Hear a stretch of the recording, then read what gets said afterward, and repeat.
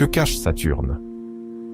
Aujourd'hui, nous partons vers un monde d'anneaux et de brumes, là où le temps s'étire et où la beauté tutoie l'étrange. Saturne, plus qu'une planète, une énigme majestueuse. Depuis les augures antiques jusqu'aux orbites des sondes, il hypnotise, il questionne, il règne en silence. Que savons-nous vraiment de ce seigneur aux anneaux d'or? Et pourquoi, dans l'infini du cosmos, sommes-nous tombés sous son charme? Mais avant de partir pour une nouvelle aventure, n'oubliez pas d'aimer la vidéo et de vous abonner à la chaîne pour ne rien manquer. Merci et bon voyage.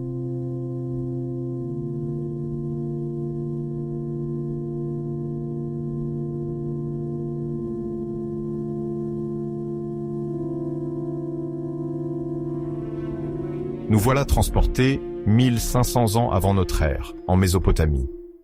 Les Babyloniens, maîtres dans l'observation du ciel, scrutent un astre discret qu'ils nomment l'étoile de Ninurta, en l'honneur d'une divinité protectrice et guerrière.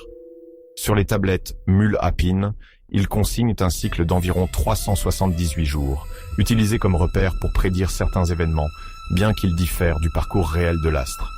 À travers ces mouvements célestes, ils cherchent des signes divins, convaincus que Saturne influence le cours du monde.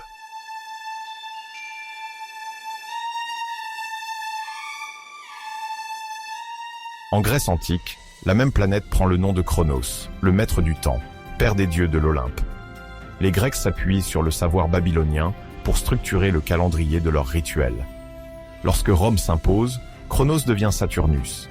Les Romains, passionnés d'astres et de symboles, célèbrent les Saturnales, grandes fêtes où les rôles sociaux sont inversés.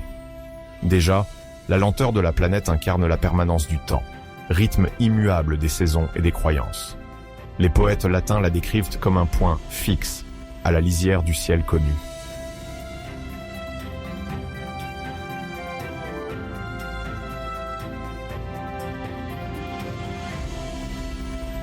Facilement visible à l'œil nu, Saturne brille avec modération, moins que Jupiter ou Vénus, mais suffisamment pour attirer les regards. Son mouvement lent s'explique par sa longue révolution, près de 29 années, pour faire le tour du Soleil, plus qu'une génération humaine. Ainsi, elle semble figée d'une semaine à l'autre. Dans l'Antiquité, cette lenteur est perçue comme le reflet d'une force stable, d'une sagesse silencieuse agissant à travers les âges.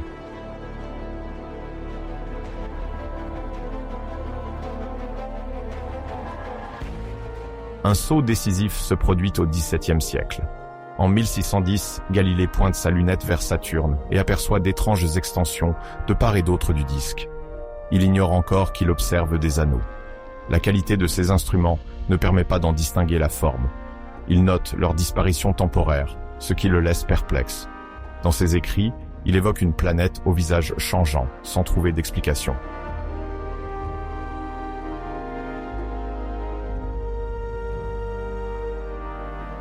En 1555, Christian Huygens dissipe le mystère. Il comprend que Saturne est entouré d'un anneau mince, détaché de la planète. Il découvre aussi Titane, lune colossale qu'il identifie d'abord comme une étoile. Ce corps, plus grand que notre lune, révèle l'étendue du système saturnien. Huygens devine que cet ensemble cache bien d'autres surprises et s'interroge déjà sur l'existence possible d'une atmosphère autour de Titan.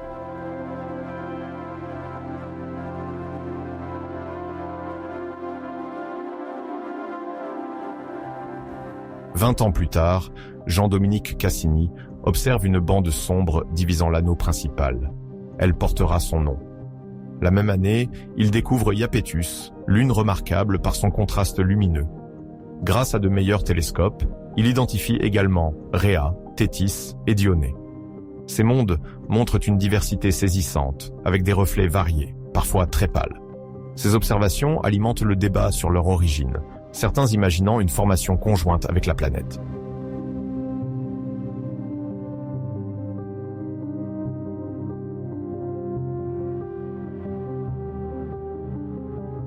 En 1789, William Herschel, équipé de miroirs plus avancés, détecte Mimas et Encelade. Leur faible brillance ne l'empêche pas de confirmer la profusion de satellites autour de Saturne. Il tente aussi d'en mesurer la rotation, qu'il estime à un peu plus de 10 heures. Une vitesse étonnante pour un globe aussi massif. renforçant l'idée que la planète est faite de gaz en perpétuel mouvement. Mais les mesures restent approximatives, car la surface nuageuse tourne à des vitesses variables, rendant l'analyse délicate.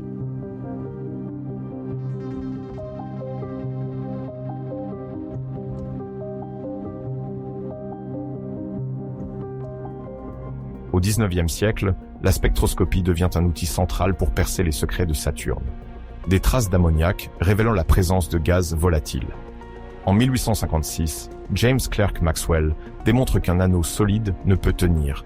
Il doit être formé d'une myriade de particules. Cette révélation explique la stabilité du système et éclaire la répartition de matière autour d'une planète géante. Certains astronomes commencent à penser que les anneaux pourraient être les restes d'anciens corps célestes désintégrés.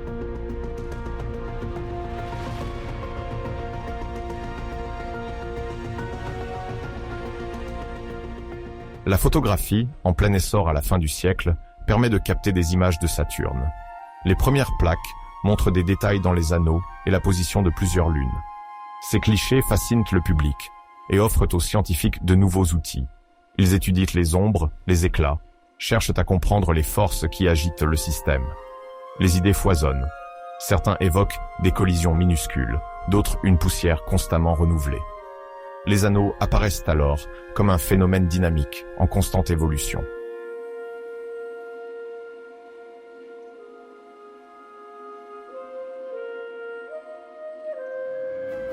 Au XXe siècle, la radioastronomie naît avec la détection fortuite d'ondes venues du ciel. Saturne s'avère émettre des signaux thermiques, signes d'une chaleur intérieure. Cette découverte remet en cause l'idée d'un monde froid et inerte. Les chercheurs soupçonnent des mécanismes comme la compression gravitationnelle ou la migration de l'hélium pour expliquer cette énergie.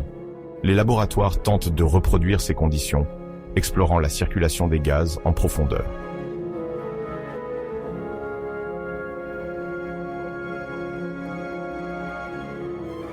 Peu après, la photométrie affine la compréhension des anneaux.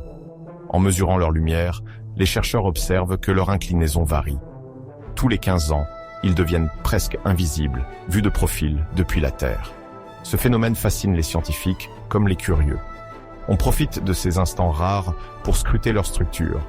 Les mesures révèlent des zones plus ou moins denses, influencées par les lunes voisines, créant des motifs complexes et des ondes dans la matière.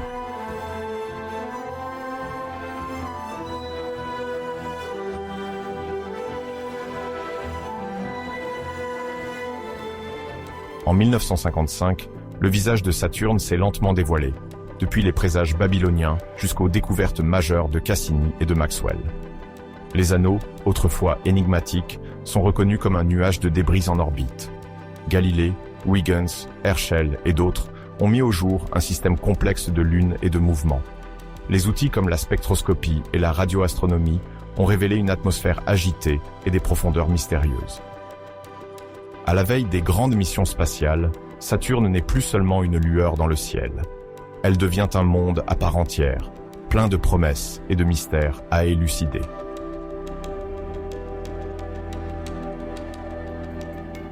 Au tout début de l'ère spatiale, en 1957, le lancement de la toute première sonde artificielle, nommée Sputnik, a marqué le départ d'une véritable course vers les étoiles.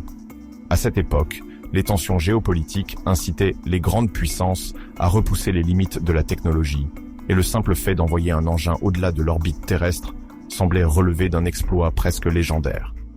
Sputnik, un petit satellite soviétique émettant de simples signaux radio, ne semblait pas spectaculaire en soi si l'on compare ses capacités à celles des technologies actuelles. Pourtant, il bouleversa les perspectives, en prouvant que l'humanité pouvait réellement franchir les frontières de notre monde. Dès lors, les scientifiques se lancèrent dans une quête effrénée pour concevoir des fusées plus fiables, des systèmes de communication plus précis et des protocoles de navigation de plus en plus élaborés. En parallèle, le désir d'explorer les mondes lointains se fit de plus en plus pressant. Les passionnés d'astronomie, jusqu'alors limités à l'observation à l'œil nu ou au télescope, commencèrent à rêver d'engins capables d'atteindre les planètes les plus reculées du système solaire. Parmi elles, Saturne fascinait déjà par ses majestueux anneaux, encore largement incompris.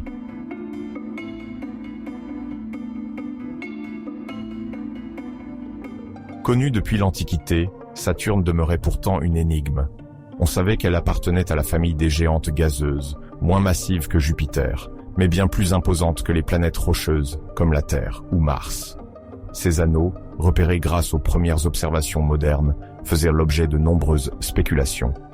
Étaient-ils constitués de disques solides, de particules fines, de glace ou de roches? Le flou persistait. Les programmes spatiaux américains et soviétiques rivalisèrent de créativité pour franchir chaque nouvelle étape, avec l'ambition d'envoyer un jour des sondes suffisamment éloignées pour percer ces mystères. Pendant ce temps, les ingénieurs améliorèrent les moteurs, affinèrent les techniques de suivi et développèrent les calculs nécessaires aux voyages interplanétaires. Ces avancées, nourries par l'élan né du lancement de Spoutnik, étaient essentielles pour envisager de quitter l'orbite terrestre et s'élancer vers Saturne.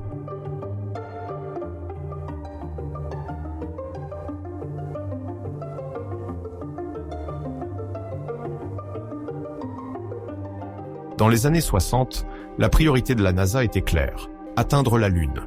L'Union soviétique, de son côté, poursuivait son propre programme.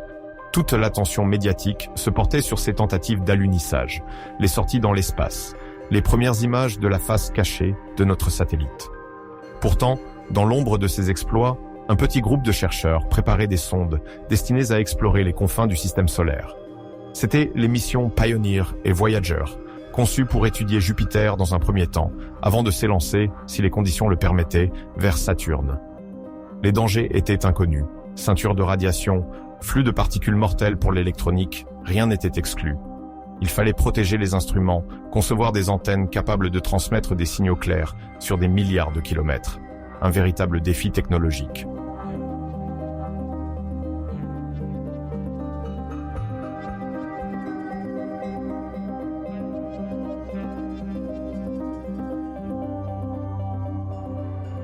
Parmi les premières tentatives, Pioneer 10 ouvrit la voie en 1972 en survolant Jupiter.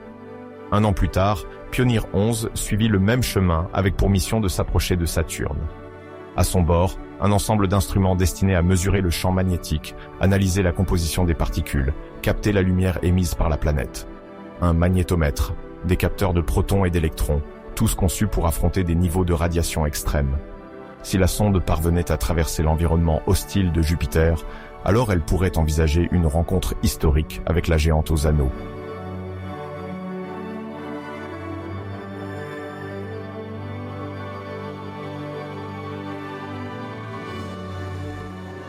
En 1974, Pioneer 11 franchit l'orbite de Jupiter et récolta des données précieuses, comme la cartographie de certaines tempêtes et la mesure des champs de radiation.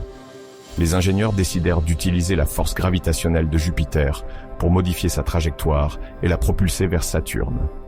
Cette technique, appelée assistance gravitationnelle, permettait de gagner en vitesse sans consommer de carburant. Grâce à cette prouesse, Pioneer 11 entama un voyage de plus de 5 ans vers la planète aux anneaux. Sur Terre, les scientifiques affinaient leurs prévisions. La sonde risquait de traverser des zones de débris.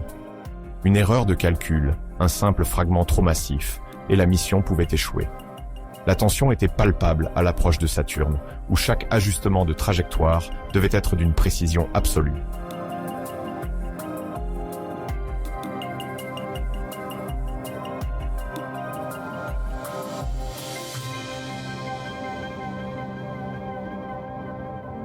Enfin, en 1969, Pioneer 11 atteignit Saturne et réalisa un exploit inégalé. L'un des moments les plus spectaculaires fut le franchissement de l'anneau F, l'un des plus fins et des plus mystérieux. Avant ce passage, on connaissait les anneaux A, B et C, mais l'anneau F, irrégulier et peu visible, restait largement inexpliqué. Les ingénieurs redoutaient un impact avec un fragment. Pourtant, la sonde traversa cette zone sans incident et collecta des données inédites. Elle révéla l'existence de nœuds et d'irrégularités, montrant que les anneaux étaient bien plus complexes que de simples disques. Les caméras, rudimentaires pour l'époque, renvoyeraient des images qui allaient marquer un tournant. Pour la première fois, on observait de près ce système fascinant.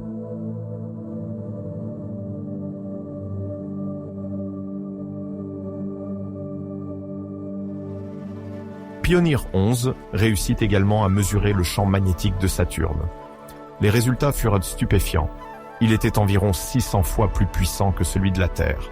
Pour mieux comprendre, il faut rappeler que le champ magnétique terrestre protège notre atmosphère des particules solaires.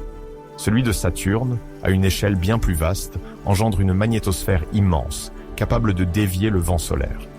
Ces données permirent de formuler de nouvelles hypothèses sur l'intérieur de la planète. Un champ magnétique aussi fort suggère un cœur actif, produisant des courants électriques à travers des fluides conducteurs. Ce mécanisme, connu sous le nom d'effet dynamo, est au cœur de nombreuses théories planétologiques.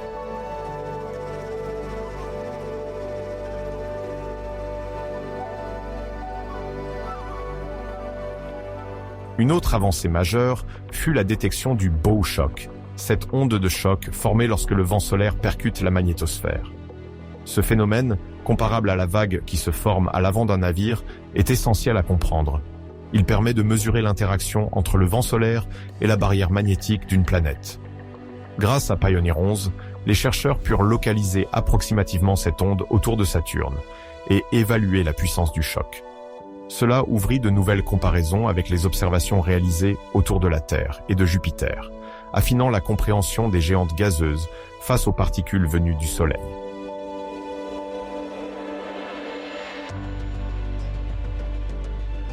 Au-delà de cette onde de choc, Pioneer 11 détecta aussi la présence de particules énergétiques jusque-là inconnues autour de Saturne.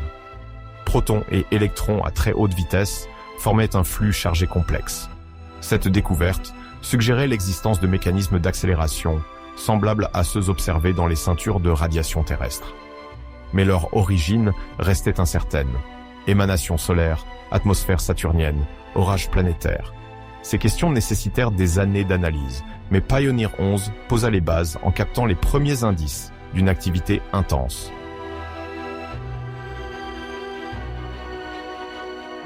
Cette mission, depuis son lancement en 1973 jusqu'à son survol de Saturne en 1979, incarna l'audace d'une génération. En 20 ans, l'humanité était passée des premiers signaux de Spoutnik à l'exploration d'un monde lointain. Le passage dans l'anneau F, la mesure du champ magnétique, la découverte du bow shock, autant de jalons qui allaient nourrir les futures missions. Pour la première fois, une sonde s'était approchée de Saturne, avait bravé les risques et rapporté un trésor d'informations. Ce fut l'œuvre conjointe d'ingénieurs, de scientifiques et de visionnaires qui repoussèrent les frontières du possible. Pioneer 11 prouva que Saturne n'était plus un simple point lumineux dans le ciel. Elle devenait un monde à part entière, vibrant et complexe.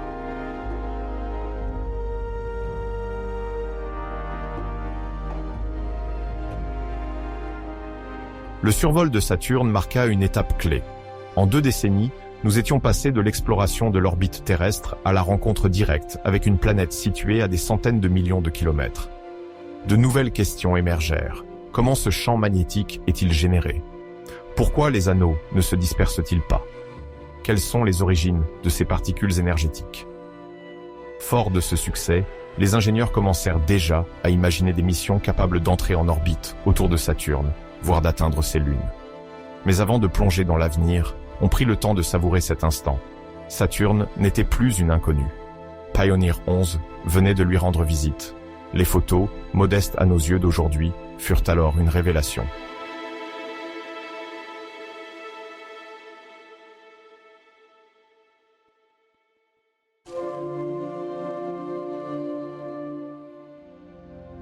Ainsi, de Spoutnik à Pioneer 11, à peine 2 décennies s'étaient écoulées. Et pourtant, tout avait changé.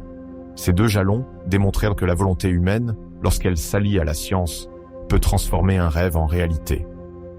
Grâce à Pioneer 11, il devenait clair que l'exploration interplanétaire était possible et qu'elle pouvait même offrir des données capables de modifier notre compréhension du cosmos. La traversée de l'anneau F, la détection d'un champ magnétique surpuissant, la découverte du bow shock, autant d'étapes marquantes. Saturne se révélait comme un monde à part entière, régnant sur un espace agité où s'entremêlent vents solaires, champs électromagnétiques et particules invisibles.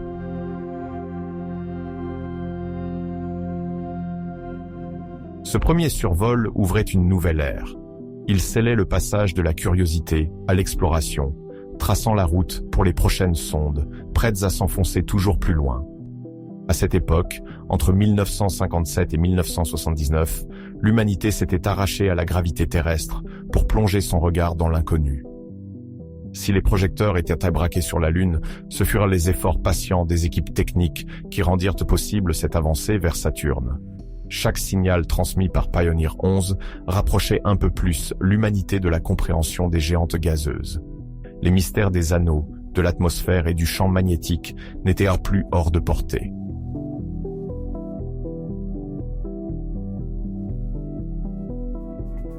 Quoi qu'il en soit, l'époque de Spoutnik, joliment bouclée par l'aventure de Pioneer 11, afficha un nouveau paradigme. L'exploration spatiale n'avait plus de limites définies. En l'espace de 20 ans, l'humanité était passée d'un simple bip radio à une plongée au cœur des anneaux d'une planète lointaine. Cette prouesse, impensable quelques années auparavant, montra que les rêves les plus audacieux peuvent devenir les fondations de notre connaissance. Pioneer 11 fut un éclaireur infatigable, franchissant les obstacles un à un pour semer les graines d'une science nouvelle. L'anneau F inattendu, un champ magnétique démesuré, une onde de choc cosmique, autant de découvertes qui allaient de bouleverser notre vision de Saturne.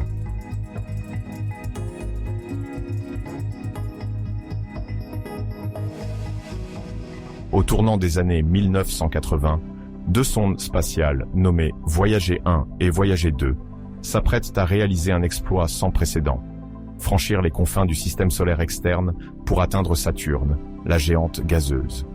Lancés en 1977, ces engins sophistiqués embarquent une panoplie d'instruments destinés à analyser l'atmosphère, les champs magnétiques et les environnements de particules autour des planètes géantes.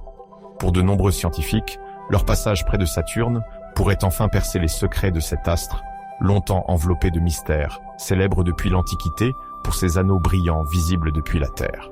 Pourtant, nul ne peut prédire ce que les objectifs et les capteurs de voyageurs révéleront avec précision.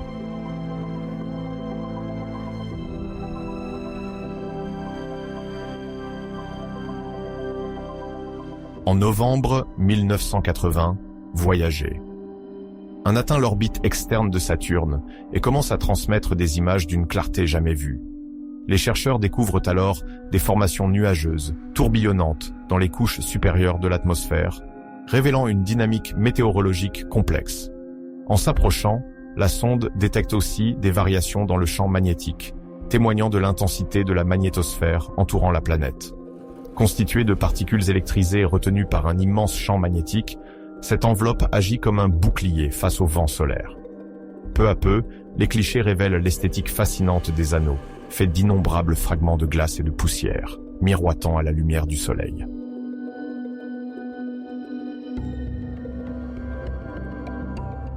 Parmi les découvertes majeures de Voyager 1 figurent les puissantes tempêtes qui secouent la haute atmosphère saturnienne. Ces phénomènes prennent la forme de tourbillons géants, parfois plus vastes que la Terre, accompagnés de vents d'une vitesse extrême. Certaines zones présentent des rafales dépassant les 1600 km/h, faisant de Saturne l'un des mondes les plus agités du système solaire. Des éclairs y sont également observés, signes d'orages violents. Une surprise pour les scientifiques, car dans cet univers dépourvu de surface solide, les mécanismes à l'origine de ces événements restaient jusqu'alors obscurs.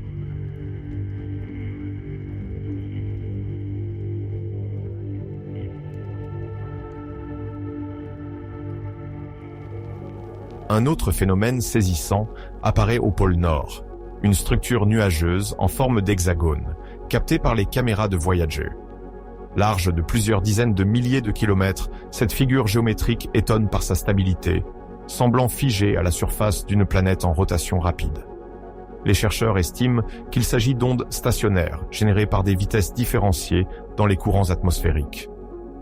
Contrairement aux cyclones terrestres, cette structure impressionne par sa symétrie rigoureuse.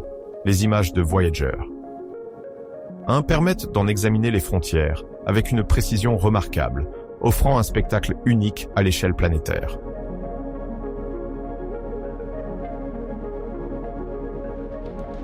Alors que la mission se poursuit, d'autres découvertes viennent enrichir les observations. De nouveaux anneaux, jusqu'alors insoupçonnés, apparaissent. L'anneau G, plus discret, et l'anneau E, beaucoup plus étendu, échappaient aux instruments terrestres. L'anneau F, déjà repéré, révèle quant à lui des formes inattendues, comme des tresses et des entrelacs mouvants. Ces motifs seraient dus à l'influence gravitationnelle de petites lunes proches, capables de guider la matière orbitale et de provoquer des perturbations visibles dans la structure des anneaux.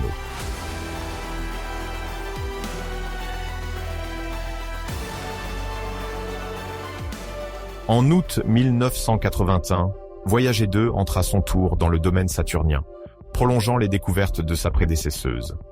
Malgré le court délai séparant les deux survols, cette nouvelle mission confirme et complète bon nombre d'observations. Ces instruments, plus récents, permettent des mesures affinées de la température dans les hautes couches de l'atmosphère.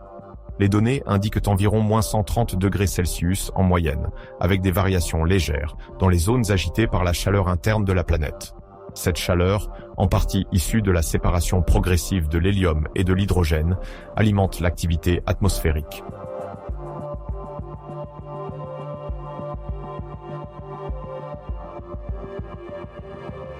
Voyager 2 consacre aussi une attention particulière aux anneaux G et E, dont elle précise la structure et la composition. Les caméras envoient des vues rapprochées, détaillant la répartition des blocs de glace et de poussière.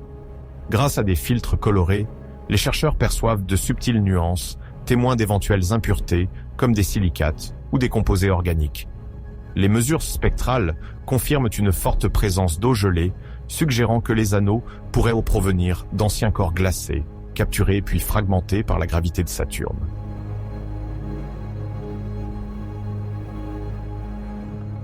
Au-delà des anneaux, Voyager 2 poursuit l'exploration de l'atmosphère pour vérifier les éclairs identifiés auparavant. Les instruments enregistrent des signaux électriques et des flashs lumineux qui valident la présence d'orages intenses. Ces décharges suggèrent que des couches profondes de l'atmosphère se chargent électriquement sous l'effet de mouvements verticaux, générant ainsi des foudres. Sur notre planète, la vapeur d'eau joue ce rôle. Sur Saturne, ce sont l'ammoniac et l'eau, bien que présents en moindre quantité, qui semblent se mêler au processus complexe responsable de ces éclairs spectaculaires.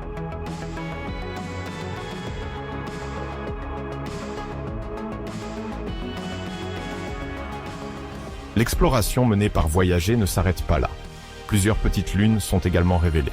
Parmi elles, Atlas, Pan, Prométhée et Pandore attirent l'attention en raison de leurs interactions étroites avec les anneaux. Atlas évolue près de la limite de l'anneau A, où il modifie localement la distribution des particules. Pan, situé dans la division d'Anké, influence l'espace vide qu'il occupe. Prométhée et Pandore, quant à elles, sont surnommées lunes bergères. Leur présence conjointe façonne les contours de l'anneau F. Ces découvertes renforcent l'idée que la structure des anneaux repose sur la gravité exercée par ces satellites discrets.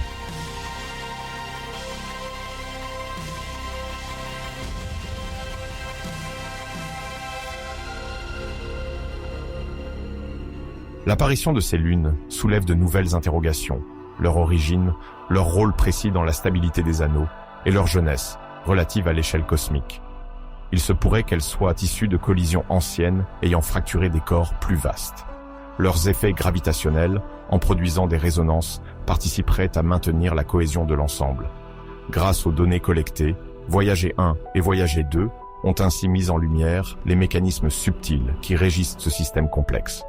Saturne se révèle alors comme un monde foisonnant où se mêlent tempêtes démesurées, phénomènes électriques et lunes discrètes sculptant l'architecture planétaire.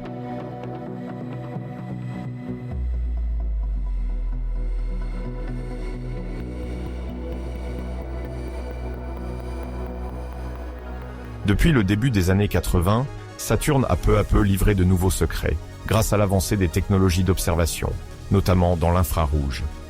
À cette époque, les astronomes ont franchi un cap dans l'exploration de la planète aux anneaux en utilisant des télescopes terrestres capables d'examiner son atmosphère avec davantage de finesse. La détection du rayonnement infrarouge a élargi le champ d'analyse, permettant d'observer les couches nuageuses, les variations de température et les courants aériens à différentes altitudes. Parallèlement, une méthode appelée radio-occultation a été mise en œuvre pour sonder la structure interne des nuages. Elle repose sur l'envoi et la réception de signaux radio traversant l'atmosphère de Saturne afin d'en mesurer l'opacité, la composition et la densité. Ce fut une décennie d'élan prometteur du milieu des années 80 jusqu'à celui des années 90.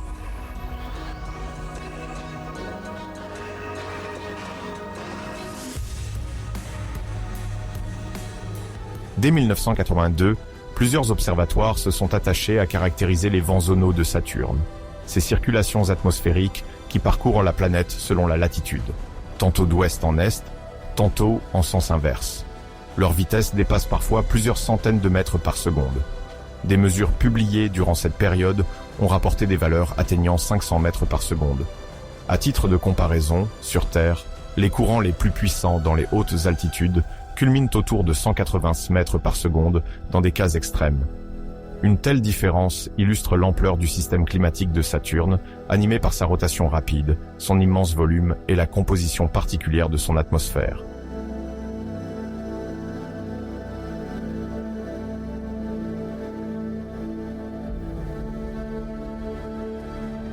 Pour analyser ces vents, les astronomes ont associé les données visibles et infrarouges. En suivant le déplacement de certaines structures nuageuses, ils ont pu déterminer la vitesse des courants, tout en évaluant les températures correspondantes, l'infrarouge révélant la chaleur émise par différentes couches atmosphériques. Cette approche a permis de mieux comprendre les contrastes thermiques qui accompagnent les vents, dévoilant un portrait plus complet de l'atmosphère invisible à l'œil nu.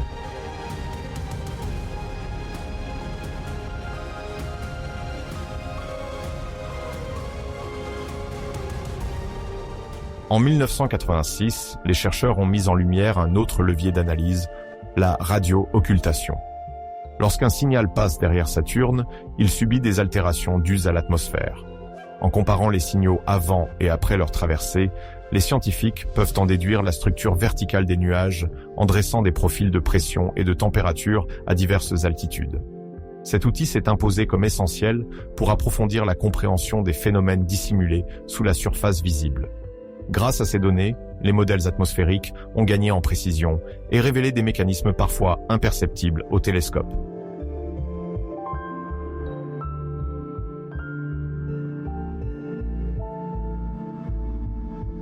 Les observations effectuées depuis le sol ont aussi mis en évidence de grands événements climatiques. L'un des plus notables fut l'orage gigantesque survenu au milieu des années 90 vers 1990. Une tempête d'une telle ampleur s'étend sur plusieurs milliers de kilomètres, marquée par une vaste formation nuageuse brillante, parfois visible à l'aide d'instruments amateurs et accompagnée de violentes perturbations électriques. Lors de cet événement, des masses d'air saturées d'humidité se sont élevées, formant d'épais nuages générateurs de cellules orageuses, chargées en énergie. Captée dans le visible, cette tempête a surtout été scrutée en infrarouge, où les zones les plus chaudes et les plus froides ont révélé de puissants mouvements convectifs.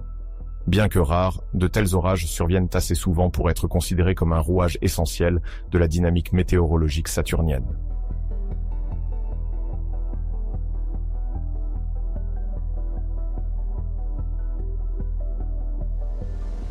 Pour aller plus loin dans l'analyse, les scientifiques ont tenté d'identifier les constituants des nuages ainsi que leur profondeur. Saturne présente différentes strates de nuages, composées notamment d'ammoniac, de sulfure d'hydrogène et d'eau, chacun apparaissant à des altitudes distinctes. L'ammoniac se forme dans les couches les plus froides, où la température peut descendre jusqu'à 150 degrés sous zéro. Plus bas, la pression accrue et une température plus élevée permettent à l'eau de se condenser, formant des nuages plus denses.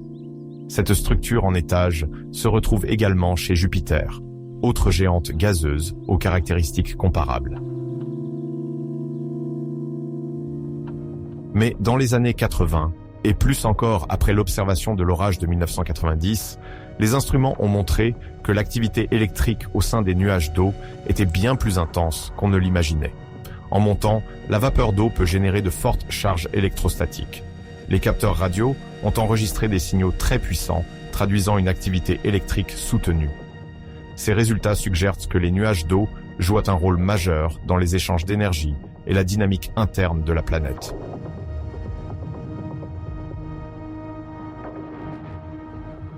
Pour évaluer avec précision la profondeur de ces couches, les scientifiques se sont appuyés sur la température, mesurée en infrarouge, et sur la pression, estimée grâce à la radio-occultation. Les nuages d'ammoniac apparaissent dans des zones comprises entre -180 et -150 degrés Celsius. Quant aux nuages d'eau, ils se forment à des altitudes où les températures peuvent aller de moins 50 degrés jusqu'à des niveaux proches du point de congélation. La pression énorme qui règne à ces profondeurs permet à l'eau de demeurer liquide ou sous forme de gouttelettes, malgré des températures bien inférieures à celles observées sur Terre.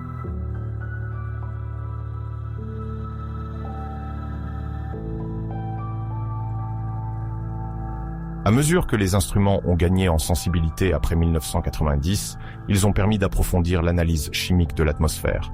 La lumière infrarouge, absorbée et réémise par différents composés, dévoile la présence de certains éléments grâce à leur signature spectrale. Ainsi, l'ammoniac se reconnaît par des bandes d'absorption particulières, tout comme l'eau. En comparant ces spectres, les chercheurs peuvent établir une cartographie chimique très fine des couches supérieures. La radiooccultation, en parallèle, permet de localiser précisément les altitudes de ces nuages. Ensemble, ces approches ont ouvert la voie à une représentation tridimensionnelle de la météo saturnienne, inimaginable auparavant.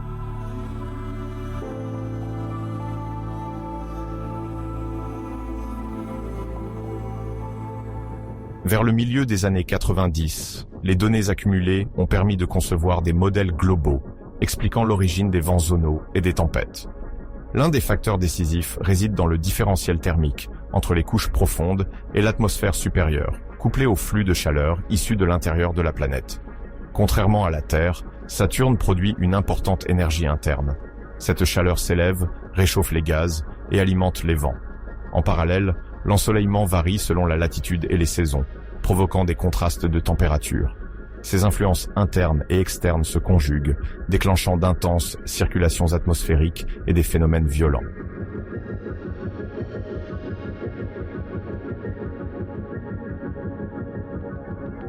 Du lancement à la découverte, la période de 1997 à 2017 a marqué l'une des plus grandes odyssées spatiales autour de Saturne.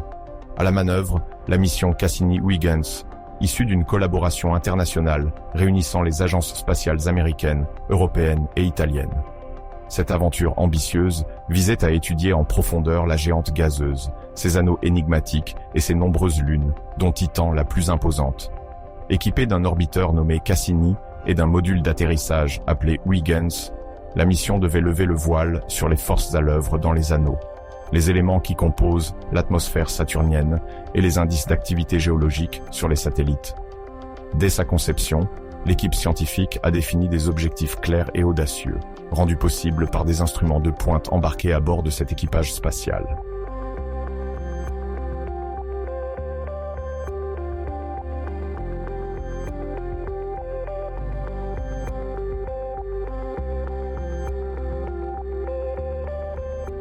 Lancé en octobre 1997, Cassini-Huygens a entrepris un périple de plusieurs années à travers le système solaire. Pour atteindre sa destination, la sonde a tiré parti de l'assistance gravitationnelle de plusieurs planètes, comme Vénus et la Terre, afin d'augmenter sa vitesse sans épuiser ses réserves de carburant. Ce balai cosmique a été calculé avec une précision extrême. Après près de 7 ans de voyage, Cassini s'est placé en orbite autour de Saturne le 1er juillet 2004. Ce moment crucial a exigé une manœuvre parfaitement exécutée, un allumage de son moteur principal pour freiner suffisamment et se laisser capturer par la gravité saturnienne. En cas d'échec, la sonde aurait été irrémédiablement perdue dans l'espace profond.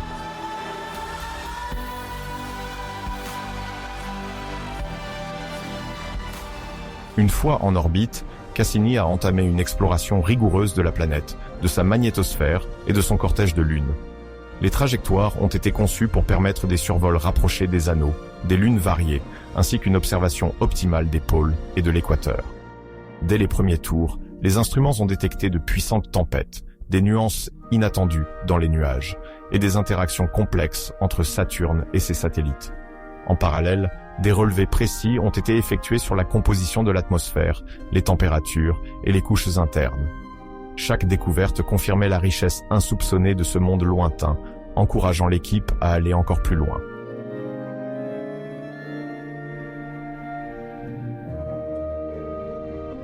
Mais l'un des temps forts de cette mission fut sans doute l'arrivée de Huygens sur Titan.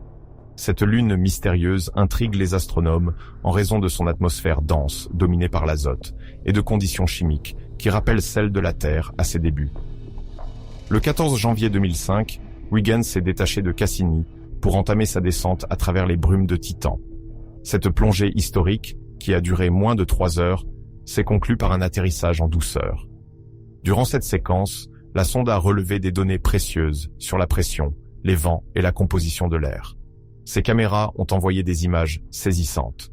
Un paysage parsemé de galets de glace et de lits de rivières asséchés, vestiges d'une circulation liquide passée.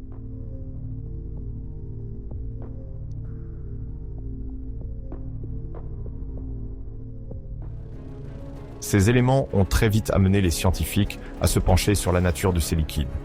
Les observations ont montré que les mers et les lacs présents sur Titan, concentrés autour des pôles, étaient constitués non pas d'eau, mais de méthane et d'éthane liquide.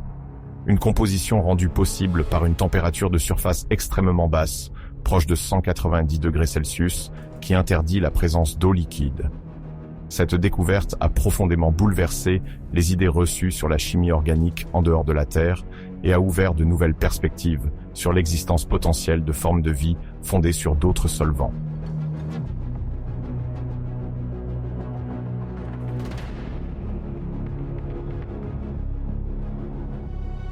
Dans le même temps, Cassini a élargi son attention à d'autres lunes. Encelade en particulier a captivé la communauté scientifique. Cette petite sphère glacée, large d'environ 500 km, a révélé d'impressionnants geysers d'eau salée s'échappant de sa région polaire sud. Les instruments ont identifié dans ces panaches de la vapeur, des sels dissous et des composés organiques, suggérant l'existence d'un océan dissimulé sous sa surface gelée. Cette configuration, associée à des signes d'activité géothermique, a laissé entrevoir un environnement propice à l'apparition de la vie. De telles révélations ont renforcé l'hypothèse que le système solaire extérieur pourrait abriter des mondes habitables.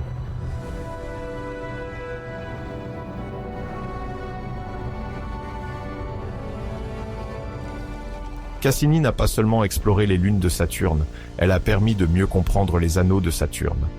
Grâce à ces observations précises, la sonde a dressé une cartographie détaillée de leur structure, mesurant densité, composition et épaisseur.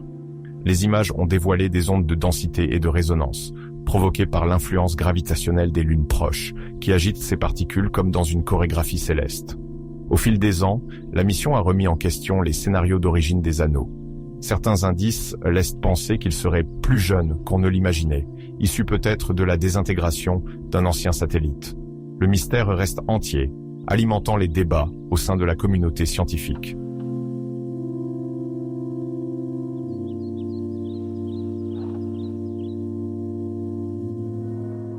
En 2017, après plus d'une décennie de découvertes, Cassini a entamé le dernier acte de sa mission, le grand final. Cette phase audacieuse a consisté en 22 passages inédits entre la planète et ses anneaux, dans une région encore inexplorée. L'objectif, recueillir des mesures inédites du champ gravitationnel et de la composition interne des anneaux, tout en capturant des images d'une beauté exceptionnelle. Ces dernières orbites ont permis d'affiner les estimations de la masse et de l'âge des anneaux, suggérant une origine plus récente que prévue. Le 15 septembre 2017, la sonde s'est volontairement consumée dans l'atmosphère de Saturne, mettant un point final à cette épopée scientifique. Une conclusion magistrale pour une mission qui a redéfini notre regard sur l'un des géants du système solaire.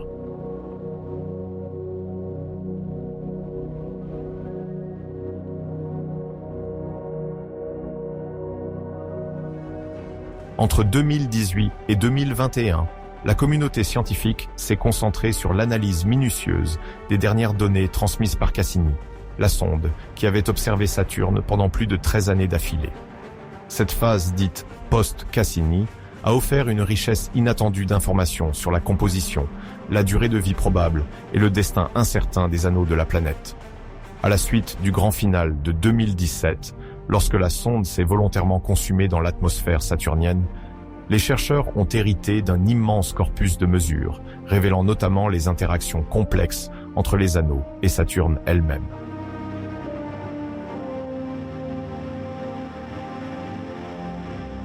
Parmi les découvertes les plus marquantes de cette période figure un phénomène surnommé « pluie d'anneaux ».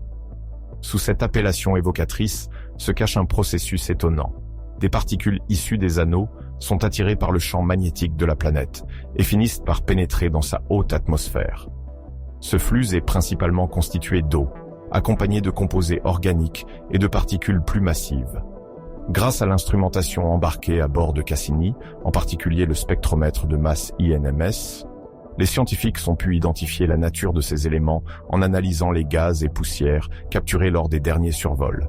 Leur objectif, déterminer la quantité de matière transférée et son influence sur la chimie atmosphérique de Saturne.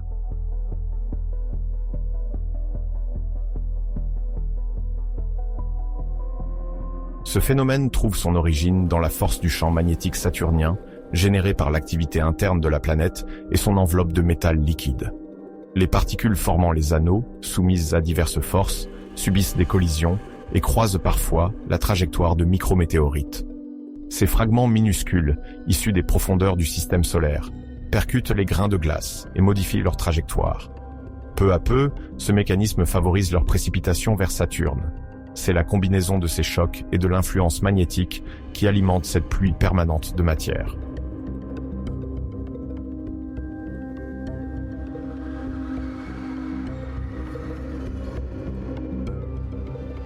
Depuis longtemps, les scientifiques cherchent à dater la formation des anneaux.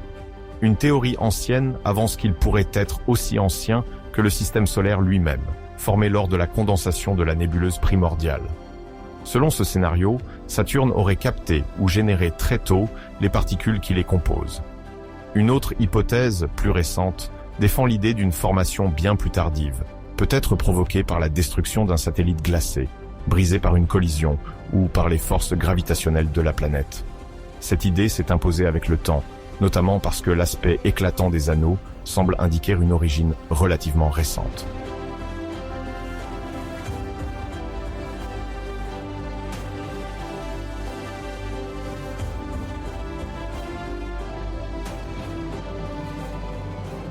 À l'issue du plongeon final de Cassini, les chercheurs ont confronté ces deux hypothèses en exploitant les données collectées par la sonde. Le spectromètre de masse INMS a joué un rôle central en identifiant la composition exacte des matériaux tombant dans l'atmosphère. En comparant les concentrations d'eau, de composés lourds et de matière organique, il devient possible de mieux cerner la durée d'exposition de ces particules à l'environnement spatial. Des niveaux élevés de certains composants pourraient témoigner d'une longue histoire, tandis qu'une relative pureté indiquerait une jeunesse plus marquée.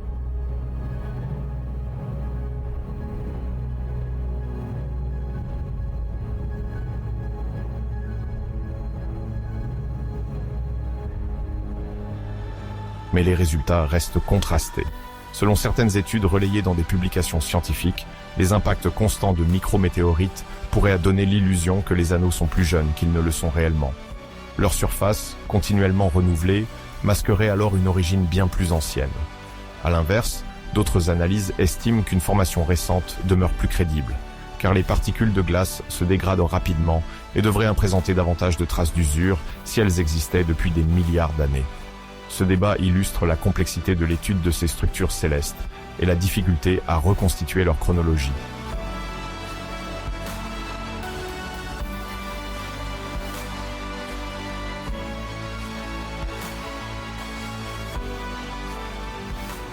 Le terme micrométéorite peut prêter à confusion.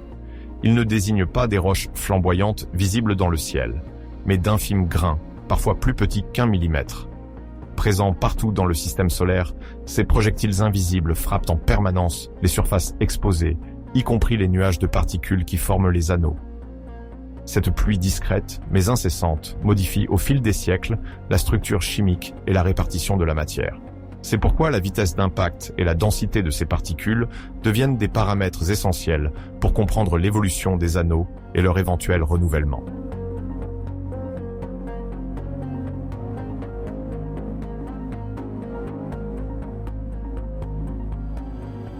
Durant cette période de recherche, les scientifiques ont également évalué la perte de masse des anneaux. Comme un cours d'eau s'amenuise, ces formations laissent échapper en continu une part de leurs constituants.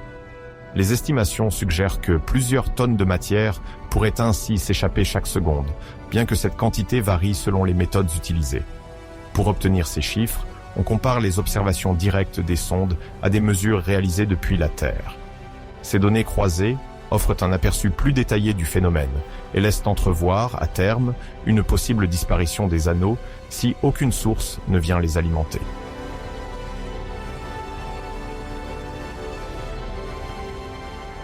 L'éventualité d'une disparition des anneaux, à l'échelle géologique, divise encore les spécialistes.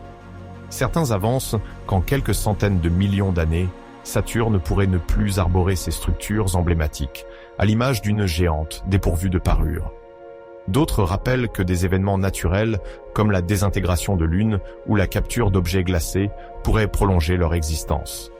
Quelle que soit l'issue, cette prise de conscience, renforcée par les données de Cassini, incite à poursuivre l'étude de ces formations singulières dans notre système solaire. Les mesures prises entre 2018 et 2021 ont été déterminantes pour estimer le flux de matière quittant les anneaux.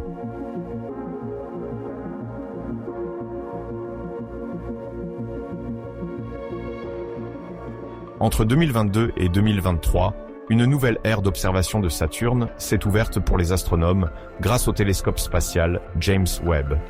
Conçu pour capter la lumière infrarouge, cet instrument de pointe a livré une vision inédite de la planète aux anneaux. L'objectif, comprendre comment ce rayonnement, invisible à l'œil humain, interagit avec l'atmosphère de Saturne et les particules qui composent ces anneaux. En explorant ces longueurs d'onde, les chercheurs peuvent désormais détecter des phénomènes jusque-là insaisissables, révéler la composition chimique des nuages, localiser des glaces d'altitude et mesurer la température au pôle. Autant d'informations devenues soudainement accessibles, ouvrant une nouvelle fenêtre sur la nature même de cette planète et de son environnement. Le 25 juin 2023, un moment fort a marqué la communauté scientifique. La première image de Saturne prise par le télescope a été dévoilée, montrant une planète étonnamment sombre, ceinturée d'anneaux éclatants en infrarouge.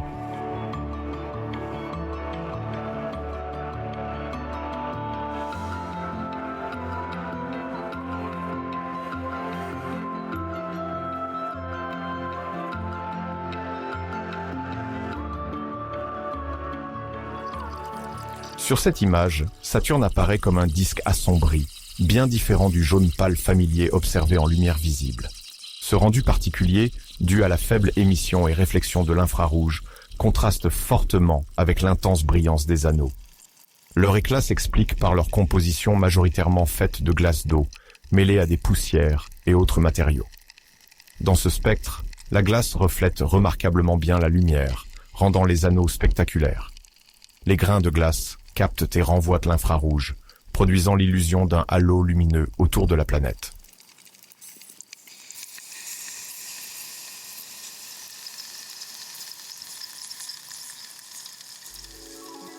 Pour beaucoup, ce contraste saisissant entre la planète et ses anneaux peut surprendre. L'image traditionnelle d'une Saturne dorée aux anneaux blanchâtres vole en éclats face à ce nouveau regard. La chimie des gaz et la nature des surfaces donnent ici un tout autre visage à la planète. Les scientifiques exploitent cette vision pour étudier les molécules qui absorbent ou diffusent la lumière selon l'altitude et pour analyser la manière dont les différentes régions des anneaux réfléchissent l'infrarouge. Ces données permettent de cartographier les aérosols et les gaz présents dans l'atmosphère, apportant un éclairage précieux sur les circulations internes et les dynamiques météorologiques à grande échelle.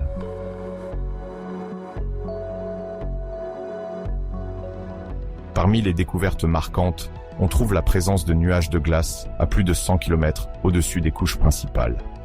Invisibles en lumière visible, ces formations apparaissent clairement en infrarouge. Elles témoignent de mouvements atmosphériques capables de propulser de la vapeur d'eau jusqu'à des altitudes extrêmes, où elles se condensent en cristaux de glace. Ces courants ascendants transportent les gaz vers des zones plus froides, où se forment alors des nuages. Étudier ces mécanismes permet de mieux comprendre comment l'énergie et la matière circulent entre les profondeurs chaudes de Saturne et ses couches supérieures plus fraîches.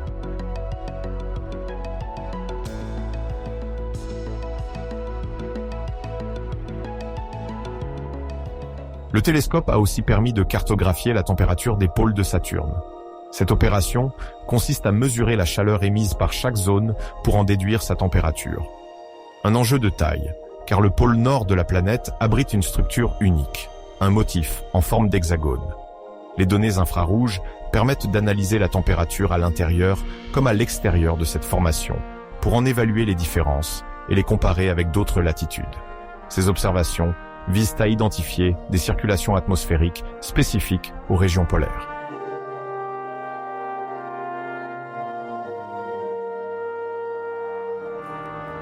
La sensibilité des instruments du télescope James Webb rend ces relevés particulièrement précis. Les chercheurs étudient les écarts de température pour comprendre comment la chaleur interne s'échappe vers l'espace et comment la rotation rapide de Saturne influence cette répartition. Ces mesures permettent aussi de suivre les changements saisonniers, car avec ses 29 années terrestres de révolution, Saturne connaît des saisons longues et contrastées. Cette nouvelle vision infrarouge vient enrichir les précédentes observations en lumière visible ou radio, pour offrir un tableau plus complet de la dynamique atmosphérique de la planète.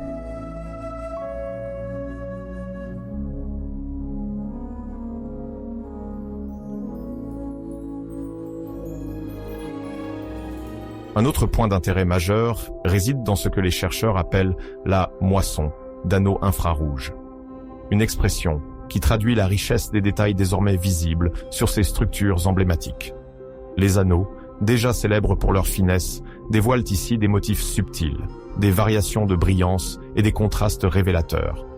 Certaines zones réfléchissent très efficacement l'infrarouge, indiquant une forte présence de glace pure. D'autres, plus sombres, suggèrent une composition plus poussiéreuse ou chargée en matière organique. Ces différences fournissent des indices sur la formation, l'évolution et l'interaction des anneaux avec la planète.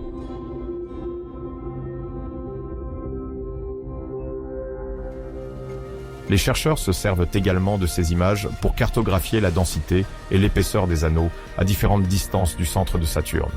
L'infrarouge permet de déceler des zones clairsemées ou densément peuplées de particules, invisibles autrement.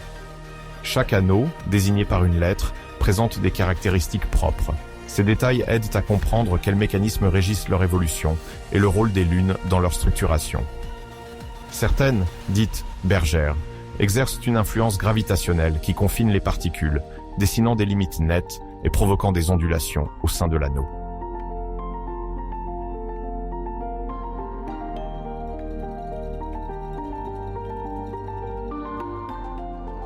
Le choix de la date du 25 juin 2023 pour publier ces images n'était pas fortuit. Il coïncidait avec un alignement favorable et une orientation optimale du télescope James Webb installé au point de Lagrange L2.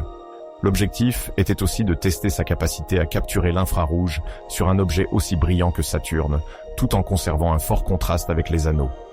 Les résultats obtenus annoncent de nombreuses découvertes à venir à mesure que les techniques d'analyse se perfectionnent.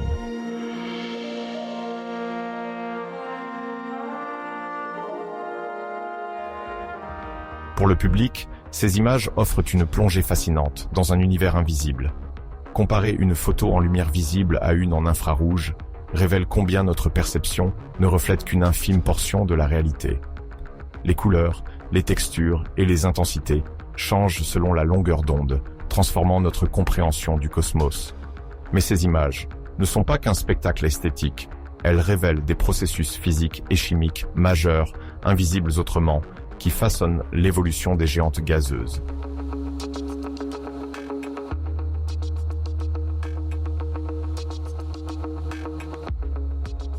Les nuages de glace récemment observés suscitent de nombreuses questions. Quelle est leur composition exacte?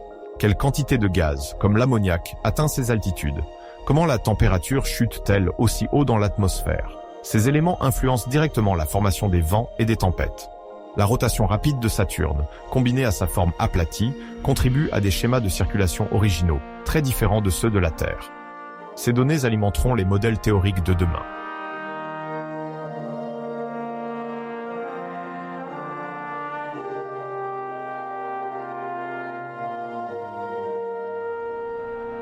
La cartographie thermique des pôles vise également à résoudre une énigme. Comment l'atmosphère et la structure interne interagissent-elles pour maintenir des écarts de température marqués? Les images infrarouges du télescope révèlent des variations thermiques sensibles selon l'approche des pôles. Les chercheurs cherchent à les relier à la présence de jets atmosphériques, à la dynamique des ondes et à la rotation planétaire. D'anciens télescopes avaient déjà identifié un courant jet autour de l'hexagone, mais l'infrarouge offre aujourd'hui une meilleure compréhension de sa profondeur et de sa composition.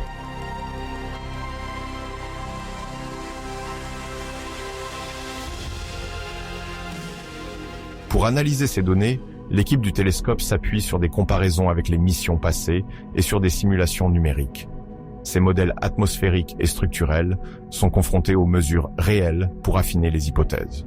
Par exemple, sur la composition des anneaux, quelle est la pureté de la glace? Quelle part de poussière y est piégée? Combien de collisions entre petites lunes contribuent à leur évolution? Les images de 2023, croisées avec celles obtenues en lumière visible, permettront d'y répondre. De même, l'identification des nuages de glace à haute altitude peut ouvrir de nouvelles pistes sur les mécanismes d'évaporation et de condensation de l'eau.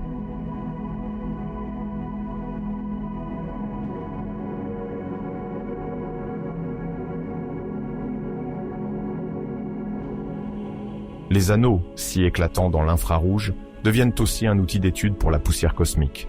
Saturne reçoit un flot constant de micrométéorites et de grains interstellaires, susceptibles d'altérer la surface des cristaux. Les variations de brillance observées permettent d'estimer le taux de contamination ou d'érosion des particules. À long terme, ces mesures pourraient indiquer l'âge des anneaux, une question centrale dans les théories sur la formation du système solaire.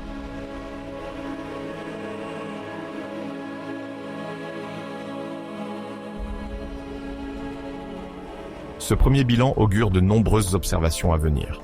Les astronomes prévoient d'exploiter les variations saisonnières de l'éclairage polaire pour étudier comment l'atmosphère réagit à l'inclinaison de la planète. Grâce à l'infrarouge, ils pourront comparer les états de Saturne à différentes périodes, détecter les modifications des bandes nuageuses ou des anneaux, et mieux cerner les dynamiques internes de la planète.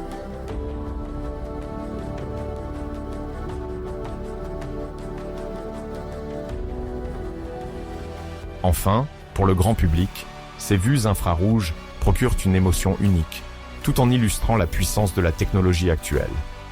L'espace ne se résume pas aux couleurs visibles, il recèle des merveilles, révélées par des regards différents. Cette moisson d'images ne se contente pas de captiver, elle dévoile la texture même des anneaux et révèle des nuages insoupçonnés, signe d'une atmosphère dynamique. Chaque mesure, chaque nuance, chaque contraste complète le grand puzzle du système solaire. Saturne, avec ses mystères et sa beauté, reste l'un des astres les plus fascinants.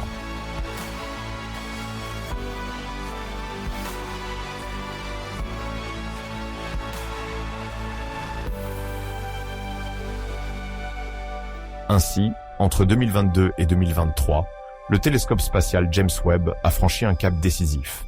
Il a permis aux chercheurs de percer certains voiles qui obscurcissaient encore la compréhension de la planète aux anneaux. Et s'il a soulevé de nouvelles questions, il a aussi offert un terrain fertile pour les explorations à venir. Car désormais, l'infrarouge proche dévoile un univers longtemps caché. Nous ne faisons qu'entrevoir la complexité de Saturne. Mais cette moisson d'images et ces nuages perchés ouvriront, à coup sûr, un nouveau chapitre passionnant de la recherche spatiale.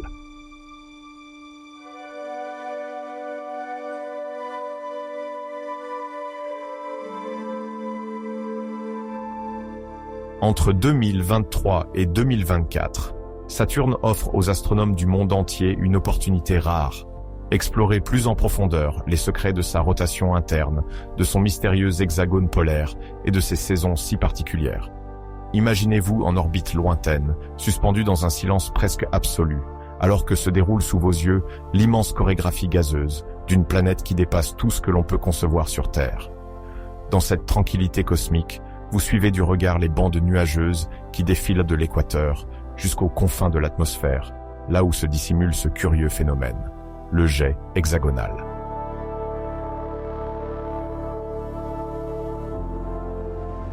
Ce jet désigne un courant atmosphérique d'une rapidité saisissante, décrivant une forme d'une précision étonnante, un hexagone. Depuis plusieurs décennies, les scientifiques tentent de comprendre comment une telle figure peut se maintenir aussi longtemps, parfois sur des centaines d'années saturniennes.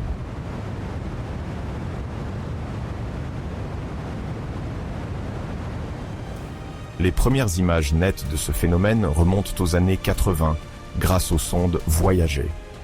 Depuis, de nombreux instruments l'ont étudié sous tous les angles pour mesurer la vitesse des vents, la température des nuages ou encore analyser sa composition chimique. Entre 2023 et 2024, les chercheurs poursuivent ce travail minutieux en croisant les données recueillies depuis la Terre avec celles, encore inexplorées, de la mission Cassini. Leur objectif, percer le mystère de la rotation interne de la planète. Une tâche complexe en l'absence de surface solide, contrairement à ce que l'on observe sur la Terre.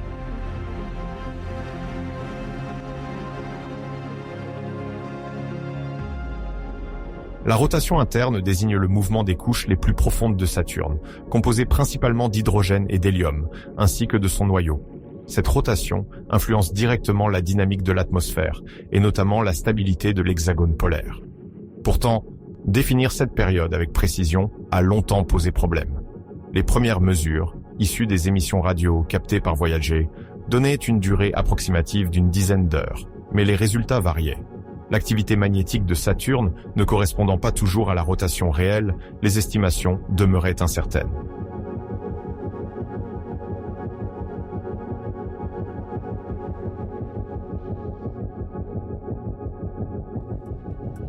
Dans ce contexte, une étude récente, publiée dans la revue Geophysical Research Letters, apporte un éclairage nouveau.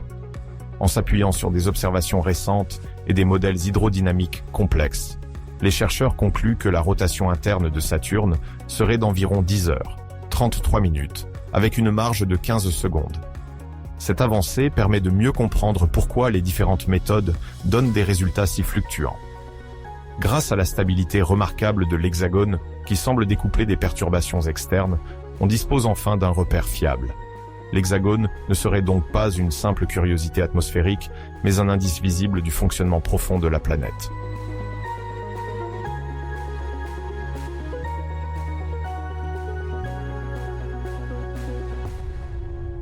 Pour mieux appréhender cette structure, imaginez un immense couloir de vent, large de plusieurs milliers de kilomètres, tournant à plusieurs centaines de mètres par seconde autour du pôle Nord. Ce couloir se replie sur lui-même en formant 6 angles nets, dessinant un hexagone presque parfait. À notre échelle, cela paraît invraisemblable. Pourtant, des expériences en laboratoire ont montré que de telles formes peuvent émerger lorsqu'un fluide tourne rapidement dans un cylindre. Saturne agit donc comme un laboratoire naturel, et la longévité de son hexagone prouve que la dynamique interne alimente constamment ce courant intense.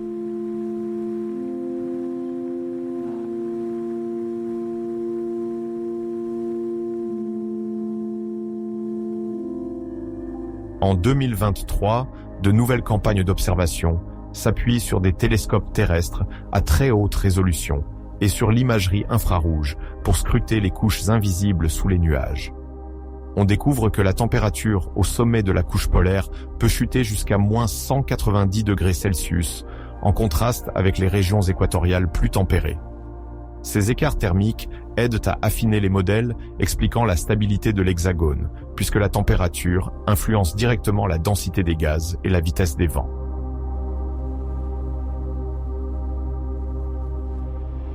Mais au-delà de la rotation, l'année 2024 se profile aussi comme un moment clé pour comprendre les saisons de Saturne. Avec une inclinaison de 27 degrés et une orbite de 29 ans autour du Soleil, les saisons y durent environ 7 ans chacune. Observer les variations de couleur du pôle Nord au fil du temps, c'est donc suivre une évolution climatique à grande échelle. En été, les nuages s'évaporent, révélant parfois des teintes dorées ou bleutées. En hiver, l'hémisphère opposé s'enfonce dans l'ombre, accentuant encore les contrastes thermiques.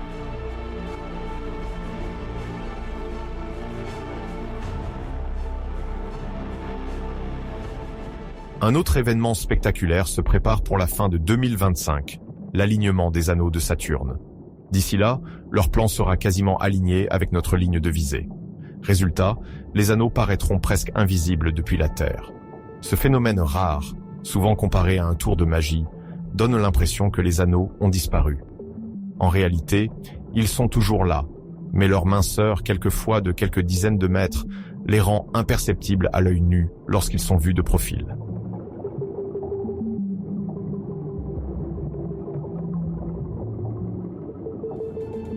Ce moment, aussi étonnant soit-il, offre une chance unique d'observer la planète sans la lumière réfléchie par ses anneaux. Les chercheurs comptent exploiter cette configuration pour mesurer plus précisément la luminosité renvoyée par Saturne elle-même. Une telle géométrie permet d'affiner les estimations de la composition atmosphérique sans interférence visuelle.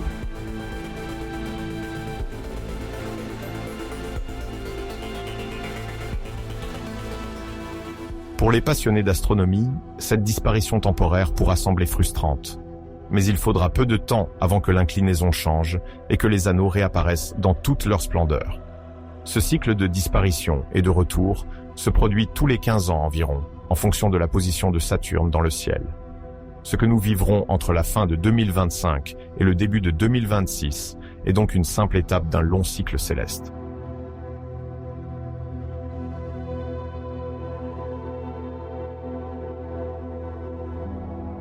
Tous ces phénomènes, je veux citer la mesure affinée de la rotation, la persistance de l'hexagone et l'alignement des anneaux, s'inscrivent dans un calendrier rigoureux, révélant la beauté mécanique du cosmos. Étudier Saturne ne revient pas seulement à admirer une planète spectaculaire, c'est aussi comprendre les processus physiques qui gouvernent les géantes gazeuses, y compris celles qui orbitent autour d'étoiles lointaines.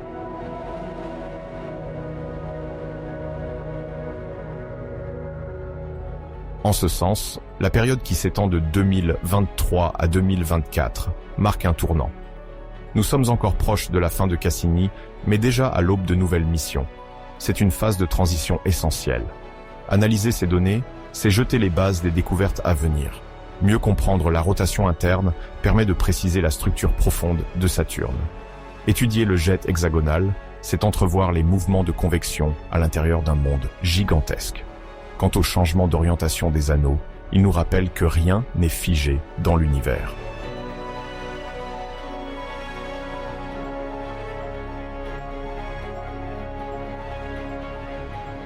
Pour le grand public, c'est aussi l'occasion de lever les yeux vers le ciel. Jusqu'à la fin de 2024, les anneaux restent visibles sous un angle encore favorable. C'est le moment idéal pour pointer une lunette, même modeste, vers cette merveille céleste. Et à mesure que l'on s'approche de l'instant d'alignement, vous remarquerez peu à peu leur amincissement, jusqu'à ce qu'ils disparaissent presque totalement.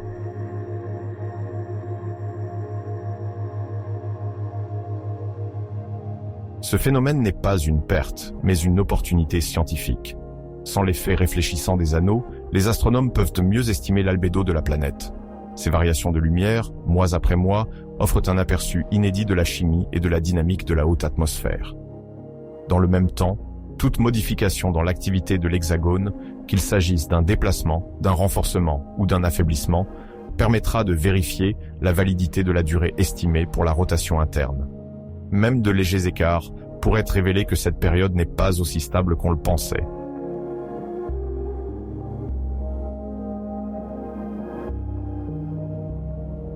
Depuis la Terre, nous n'apercevons peut-être qu'un globe lointain, strié de bandes nuageuses. Pourtant, ce que nous observons, c'est un récit complexe, fait de rotation, de chimie, de gravité et de lumière. Que ce soit l'hexagone révélant la cadence interne de Saturne, ou les anneaux s'effaçant temporairement, 2024 nous rappelle que seule la patience permet de saisir les subtilités du cosmos.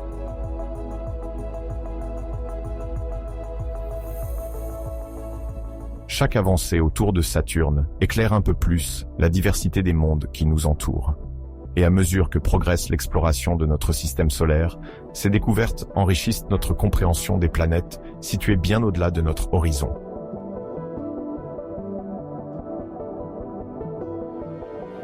Ainsi, cette période clé, entre 2023 et 2024, incarne ce point de rencontre entre la recherche, le rêve et la contemplation.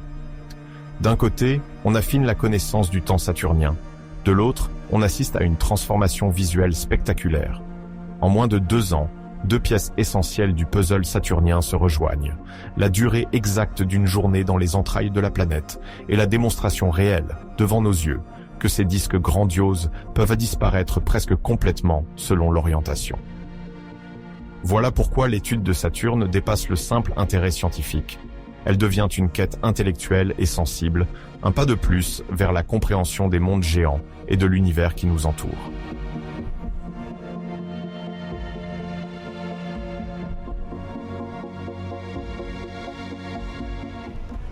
Au cours de l'année 2024, la communauté scientifique a connu une effervescence inhabituelle autour de la planète Saturne. Les missions de la sonde Cassini, achevée quelques années auparavant, avait déjà mis en lumière la complexité fascinante des anneaux de débris qui l'entourent. Mais plusieurs équipes de chercheurs ont exploré une nouvelle piste. D'après des scientifiques japonais ayant publié leurs travaux dans la revue Nature Géosciences, ces anneaux pourraient être bien plus anciens qu'on ne l'imaginait, tout en présentant une apparence étonnamment jeune. Ce paradoxe s'expliquerait par un phénomène baptisé auto-nettoyage, lié à la sublimation des particules à la suite de multiples impacts avec des météorites, des poussières cosmiques ou d'autres fragments venus de l'espace.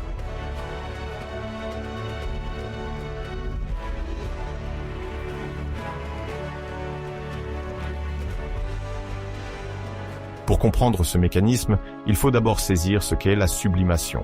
Il s'agit du passage direct d'un solide à l'état gazeux, sans transition par le liquide. Dans les anneaux glacés de Saturne, cela signifie que, sous l'effet de collisions répétées et de la chaleur, une partie de la glace se transforme en vapeur et se disperse, évitant ainsi l'accumulation de matière impure. Ce processus agirait comme un nettoyage naturel, maintenant l'éclat des anneaux, tout en éliminant progressivement les traces laissées par les impacts de corps plus sombres ou chargés en minéraux.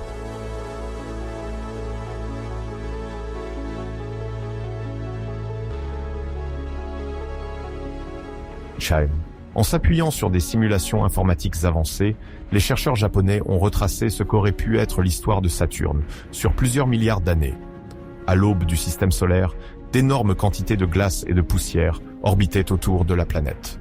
Cette période initiale aurait vu s'entrechoquer blocs gelés, fragments rocheux et corps massifs, formant un gigantesque disque de débris. Peu à peu, le rayonnement solaire, les impacts d'astéroïdes ou de comètes, et l'attraction gravitationnelle de Saturne auraient agi en sélectionneur. Les particules les plus pures auraient subsisté, tandis que les plus sombres, contaminées, se seraient sublimées au fil du temps.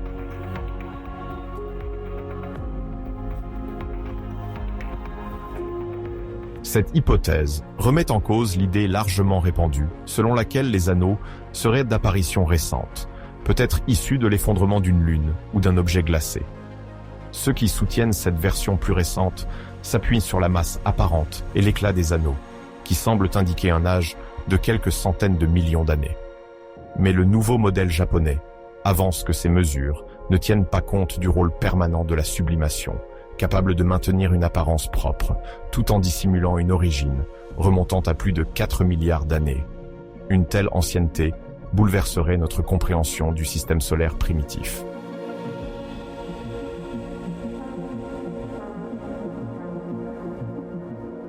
Sur le plan théorique, si ces anneaux datent réellement des débuts du système solaire, ils offriraient une fenêtre unique sur ces premières étapes. Lorsque le Soleil s'est formé à partir d'un nuage de gaz et de poussière, les planètes ont émergé de ce tourbillon en rotation.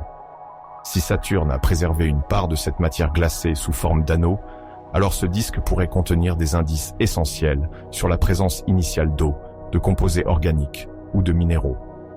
Une telle hypothèse ouvre la voie à de nouvelles recherches visant à repérer les signatures chimiques anciennes et à éclairer l'histoire lointaine de notre environnement cosmique.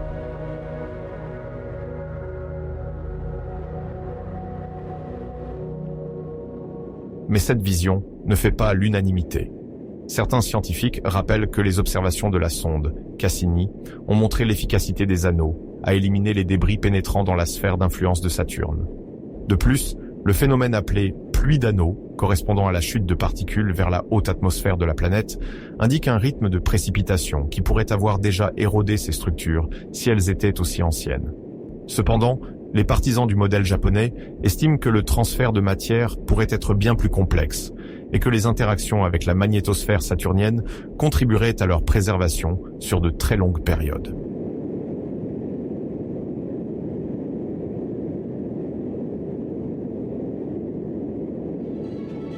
Dans leur publication relayée par AP News, les auteurs insistent sur l'effet des micro-impacts.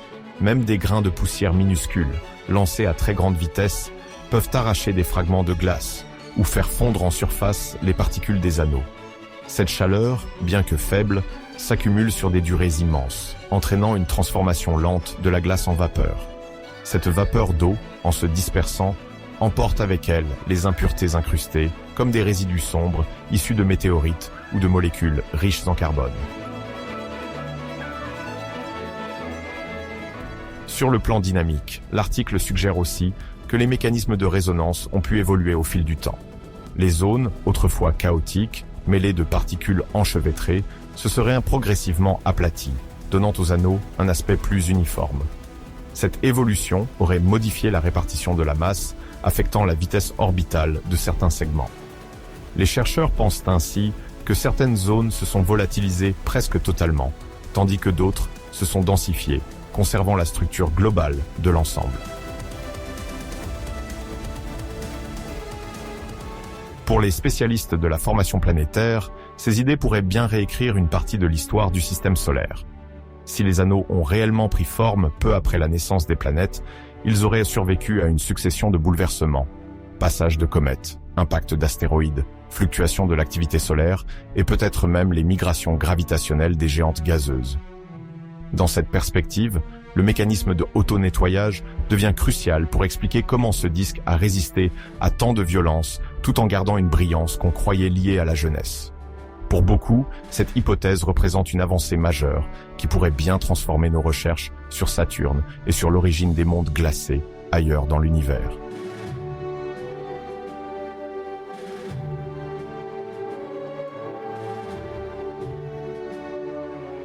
Car si l'on cherche à comparer ce phénomène à d'autres cas connus, aucune autre planète géante ne possède un système d'anneaux aussi étendu et lumineux. Ni Jupiter, ni Uranus, ni Neptune n'offrent un tel spectacle. L'étude de cet anneau exceptionnel constitue donc une occasion rare de tester des scénarios applicables à d'autres environnements stellaires. Selon les chercheurs japonais, tout dépendrait d'un équilibre subtil, une sublimation assez lente pour ne pas détruire la glace, mais suffisante pour dissiper les impuretés. D'autres planètes auraient, à cause d'un rythme trop rapide, vu disparaître leurs anneaux primitifs.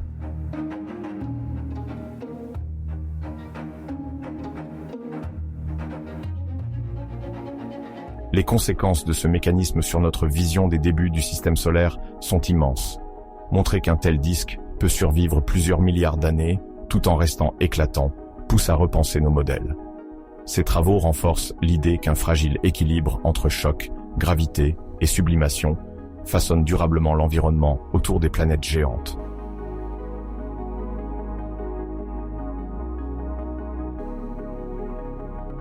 En cette année 2025, une révélation inattendue vient bouleverser notre perception du système solaire. Pendant des décennies, Jupiter dominait la scène avec le plus grand nombre de lunes, gravitant autour d'une seule planète. Mais le 11 mars 2025 marque un tournant. Saturne reprend la tête du classement grâce à l'ajout officiel de 128 lunes récemment identifiées, validées et enregistrées par le Minor Planet Center, ou MPC. Ce bond spectaculaire porte le total des satellites de Saturne à 274, dépassant ainsi nettement son éternel rival.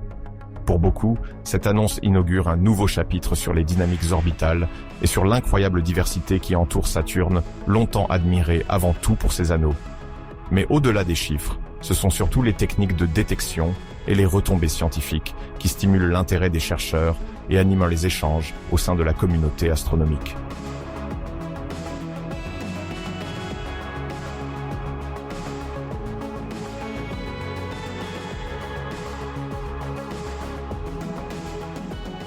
Découvrir de nouvelles lunes évoque souvent l'image d'un astronome solitaire, observant un point lumineux au télescope. La réalité moderne est bien plus sophistiquée. Les moyens d'observation actuels reposent sur de puissants télescopes positionnés dans des lieux stratégiques, souvent en altitude, pour bénéficier de conditions atmosphériques optimales.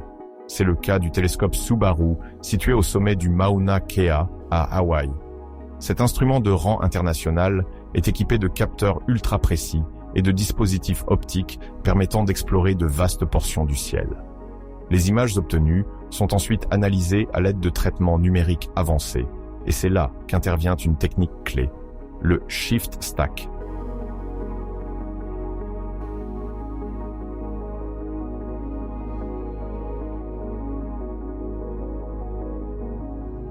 Cette méthode consiste à prendre une série de clichés du même secteur du ciel à intervalles rapprochés, puis à les combiner en compensant le mouvement potentiel d'objets distants.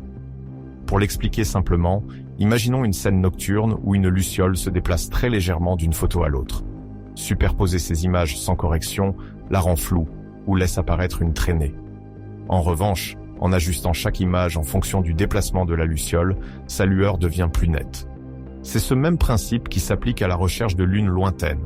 En calculant leur trajectoire probable, les astronomes peuvent aligner les images sur leur mouvement orbital. Le résultat est saisissant. Même les objets les plus discrets deviennent visibles dans l'image finale, alors qu'ils auraient échappé à toute détection individuelle.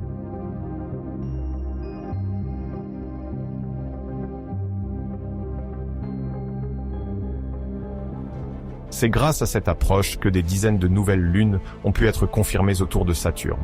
Les chercheurs impliqués, notamment ceux liés à l'observatoire Subaru, ont passé de longs mois à éplucher d'innombrables séquences d'images. Ils ont traqué, comparé, filtré et vérifié chaque trajectoire pour s'assurer qu'il s'agissait bien de satellites de Saturne et non de simples passants célestes. À l'issue de ces investigations, le Minor Planet Center a validé l'existence de 128 lunes supplémentaires.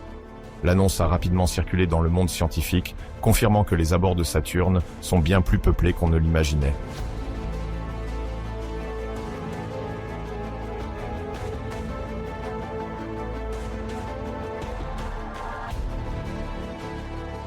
Le moment décisif est intervenu lorsque le MPC, responsable de l'enregistrement des objets célestes mineurs, a publié une circulaire reconnaissant officiellement ces 128 nouvelles lunes.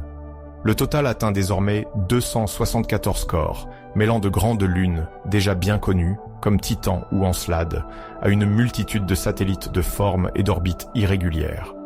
Ces derniers, souvent dotés de trajectoires allongées ou inclinées, pourraient avoir été capturés par la gravité de Saturne, plutôt que formés in situ. Certains pourraient même être les fragments d'une ancienne lune détruite lors d'une collision violente. Cette hypothèse de fragmentation alimente aujourd'hui de nombreuses théories sur l'origine des lunes et leur lien possible avec l'histoire chaotique des anneaux de la planète.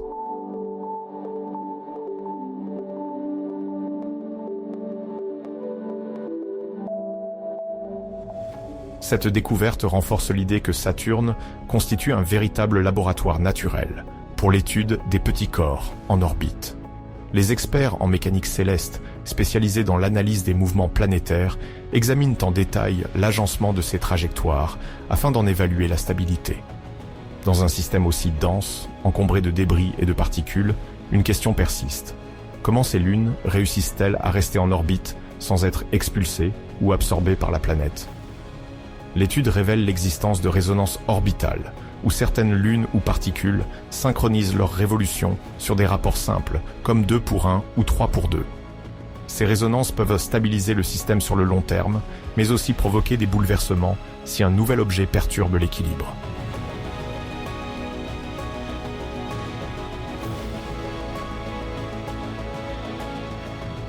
La notion de collision lente de fragments d'anneaux désigne un processus dans lequel les particules constituant les anneaux de Saturne, allant de la poussière au bloc de plusieurs mètres, interagissent sous l'effet des forces gravitationnelles et électrostatiques.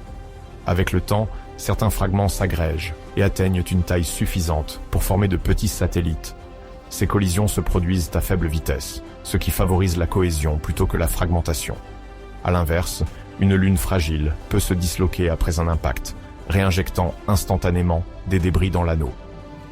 Ces mécanismes d'agrégation et de destruction contribuent à la complexité croissante de l'environnement de Saturne.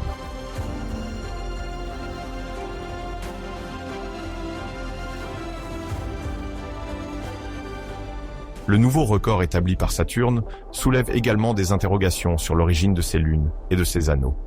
Certains avancent qu'elle aurait capturé d'anciens corps venus du système externe, riches en glace et en matière primitive. D'autres estiment que les anneaux eux-mêmes pourraient être les restes d'anciens satellites démantelés. Grâce à des observations de plus en plus précises, il devient possible de retracer une partie de l'histoire de Saturne, de ses satellites et plus largement de la formation du système solaire externe. Au-delà du simple recensement, cette découverte enrichit notre compréhension des systèmes planétaires. La coexistence de centaines de lunes autour d'un géant gazeux implique des interactions complexes, capables de redistribuer l'énergie orbitale. Certaines lunes peuvent être expulsées vers les confins du système, d'autres tomber vers la planète ou percuter un anneau. Analyser ces trajectoires permet de mieux saisir les mécanismes à l'œuvre dans la formation ou la destruction des satellites, un savoir qui peut s'appliquer aux exoplanètes géantes récemment découvertes. L'étude de ces architectures orbitales complexes aide aussi à mieux cerner les conditions qui pourraient rendre un système lointain habitable.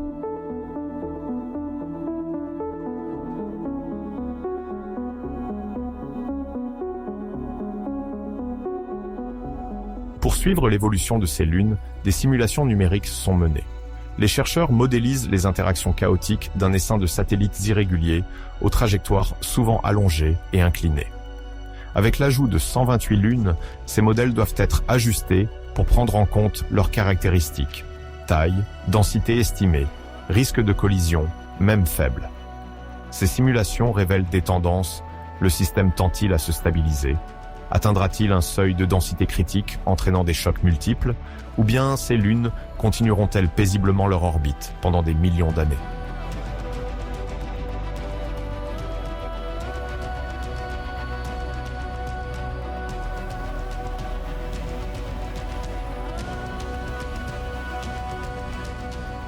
Au-delà de la mécanique pure, le public est souvent fasciné par l'idée que ces petits corps puissent devenir des cibles d'exploration.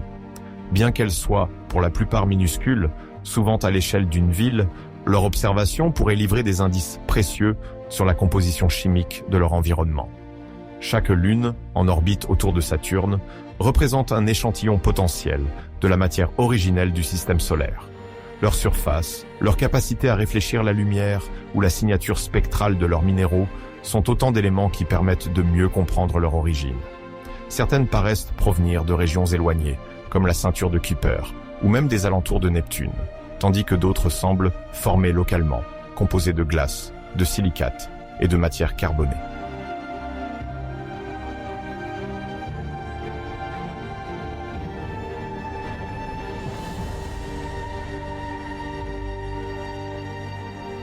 La rivalité entre Jupiter et Saturne sur le nombre de lunes peut sembler anodine, voire anecdotique, mais elle illustre en réalité la richesse des recherches en cours. Des méthodes comme le Shift Stack seront perfectionnées, révélant probablement des objets encore plus petits, plus sombres ou plus éloignés. Rien n'empêche d'imaginer que d'autres télescopes ou de nouvelles techniques redistribueront ce titre à l'avenir, peut-être même à Uranus ou Neptune, si l'on poursuit cette traque avec suffisamment de ténacité. Au rythme des avancées technologiques, chaque géant gazeux pourrait bien révéler ses propres secrets, cachés dans une infime lueur sur une image du ciel profond.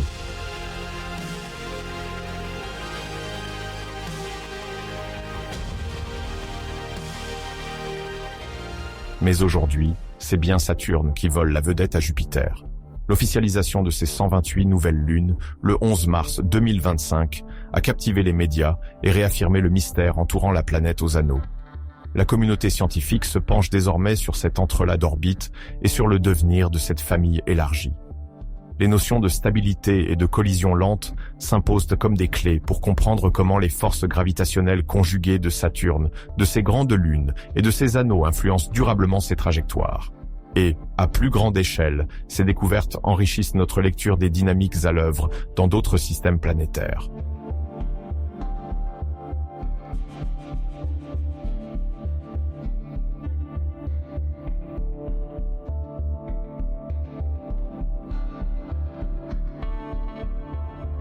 Les perspectives sont nombreuses.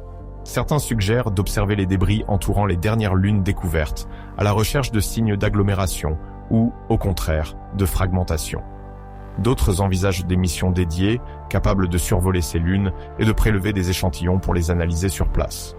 Bien que complexes et coûteuses, de telles expéditions pourraient en fournir des informations spectaculaires sur la composition de ces mini-satellites et sur les processus qui façonnent cet environnement si particulier.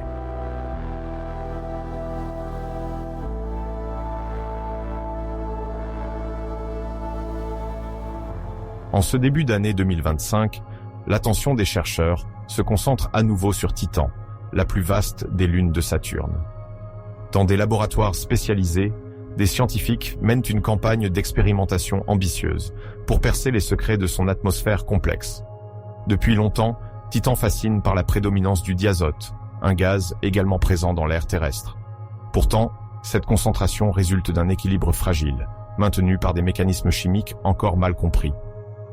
Le 27 janvier, une publication relayée par le site Science Daily a mis en lumière le rôle clé de la photolyse du méthane dans la stabilité à long terme du diazote. Pour explorer ce phénomène, les chercheurs tentent de recréer en laboratoire les conditions extrêmes qui règnent sur Titan.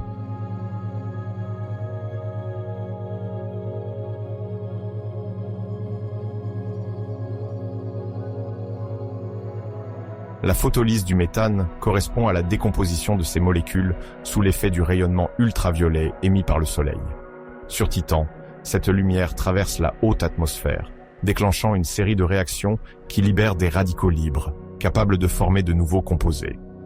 Cette cascade chimique contribue à la création de structures plus complexes, comme certains hydrocarbures ou des éléments de la chimie organique. Les dernières études révèlent que ce processus participe activement à la rétention du diazote. Pour tester cette hypothèse, les chercheurs utilisent là des chambres à vide et des sources lumineuses, simulant le rayonnement solaire.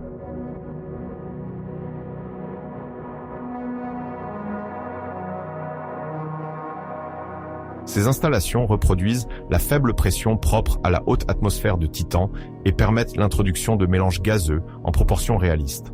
En les exposant à une lumière calibrée, les scientifiques suivent l'évolution chimique grâce à des outils de spectrométrie de haute précision.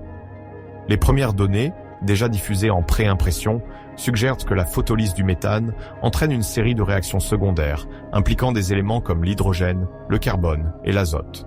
Il en résulte une chimie de plus en plus élaborée, renforçant l'idée que Titan pourrait contenir certains des ingrédients fondamentaux à l'apparition de la vie.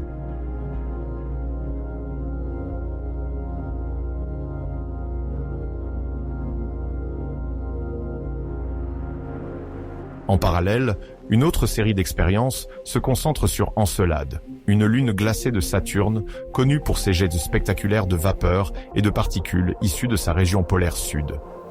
Contrairement aux volcans terrestres, les cryovolcans d'Encelade éjectent de l'eau salée, des minéraux dissous et peut-être même des composés organiques. Pour comprendre les processus internes de cette lune, des chercheurs ont reproduit ces conditions souterraines en laboratoire dans des chambres cryogéniques capables d'atteindre des températures inférieures à moins 200 degrés Celsius.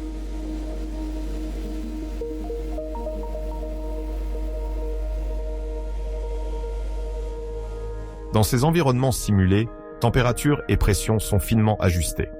De l'eau enrichie en sels minéraux est injectée sous des couches de glace, provoquant des fissures au fur et à mesure de la cristallisation. Peu à peu, des geysers miniatures émergent, libérant des substances semblables à celles repérées par les sondes autour de Saturne. Les phosphates, notamment, sont scrutés de près, car ils jouent un rôle central dans les mécanismes du vivant, notamment la formation de l'ADN et de l'ARN. Leur présence dans ces simulations appuie l'idée qu'Encelade pourrait abriter un environnement favorable au développement ou à la conservation de formes de vie élémentaires.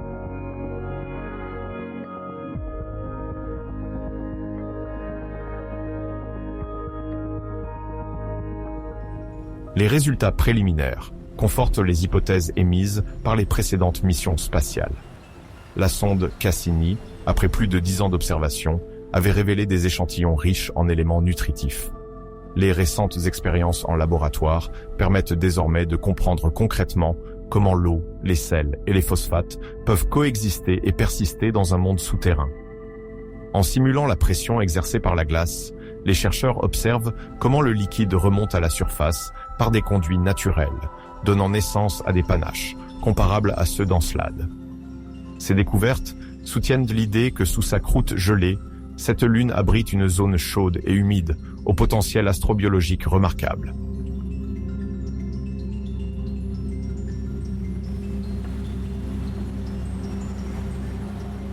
Un autre aspect marquant de ces travaux concerne la formation possible de molécules organiques complexes dans des conditions extrêmes. Lorsque l'eau entre en contact avec les sels et subit des écarts de température importants, des réactions prébiotiques peuvent apparaître.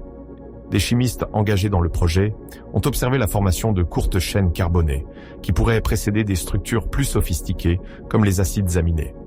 Bien que ces résultats soient encore au stade théorique, les simulations montrent que la présence de phosphate, combinée à des gradients hydrothermaux, génère un environnement réactif.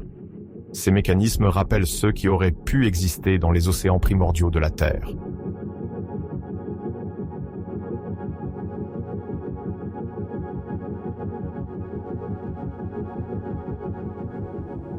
Pris dans leur ensemble, les résultats obtenus sur Titan et Encelade offrent deux terrains d'études distincts, mais complémentaires. D'un côté, une atmosphère dense, dominée par le diazote, et un cycle hydrologique à base de méthane. De l'autre, un océan global enfoui sous la glace, en contact probable avec un noyau minéral. Les recherches sur la stabilité du diazote sur Titan et les simulations de cryovolcanisme sur Encelade s'enrichissent mutuellement. En analysant les réactions chimiques propres à chaque environnement, les scientifiques affinent leur compréhension des conditions propices à l'apparition de la vie.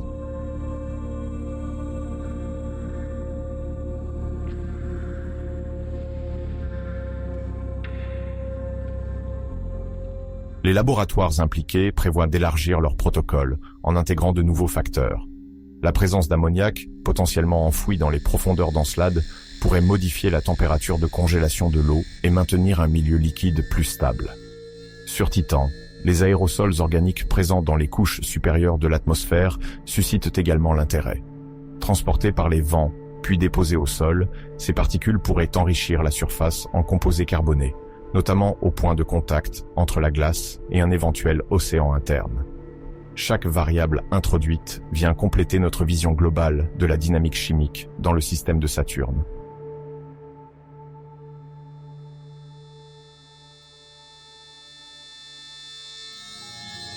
Le 27 janvier 2025 marque ainsi un jalon dans l'étude de la chimie planétaire. Les découvertes sur la photolyse du méthane et les simulations de cryovolcans d'Encelade apportent un éclairage inédit sur les conditions susceptibles de favoriser un écosystème au-delà de la Terre. Les chercheurs insistent sur les parallèles troublants avec la Terre primitive. Entre rétention de gaz et présence d'eau souterraine, ces mondes offrent des chemins variés menant vers des contextes habitables. En 2025, la science progresse encore dans l'exploration des mondes enfouis dans l'ombre glacée de Saturne.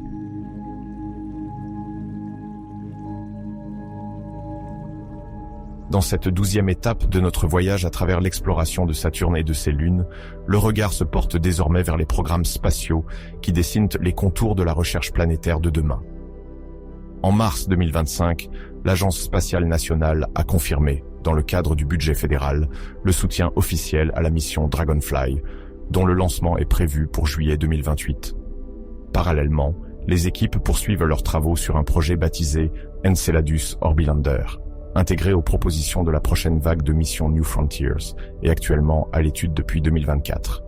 Ces initiatives, franchissant les étapes de validation technique et d'évaluation économique, annoncent l'avènement d'une nouvelle ère scientifique centrée sur Titan et Encelade, deux lunes majeures dans notre quête de mondes potentiellement habitables. L'enthousiasme grandit chez les chercheurs, tant les perspectives de découverte remettant en question notre vision de la vie sont nombreuses.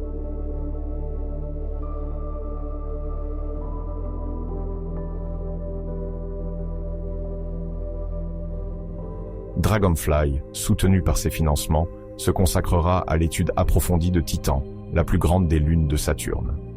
Depuis l'arrivée du module Huygens en 2005, Titan suscite une fascination croissante grâce à son atmosphère dense, composée de diazote et de méthane, à ses lacs d'hydrocarbures liquides et à ses vastes champs de dunes. Dragonfly prendra la forme d'un drone à rotors multiples, capable de se déplacer avec agilité d'un site à l'autre grâce à une gravité faible et une atmosphère épaisse.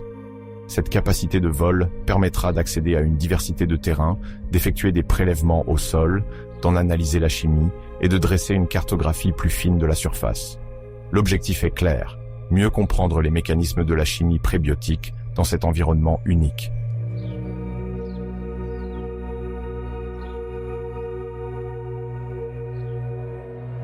Pour atteindre ce but, Dragonfly embarquera une gamme d'instruments de pointe. Un spectromètre de masse sera chargé de détecter les molécules organiques, tandis qu'un ensemble de capteurs géophysiques permettra d'examiner la structure interne de la Lune. L'engin sera alimenté par un générateur thermoélectrique à radioisotope, assurant une énergie stable malgré le faible ensoleillement. Les ingénieurs devront néanmoins affronter les rigueurs extrêmes de Titan, où les températures descendent à près de 120 degrés. Des systèmes thermiques adaptés seront essentiels pour garantir le bon fonctionnement du drone. Si le calendrier est respecté, l'atterrissage pourrait avoir lieu au début des années 2030, marquant le lancement d'une mission appelée à durer plusieurs années et à livrer des données cruciales.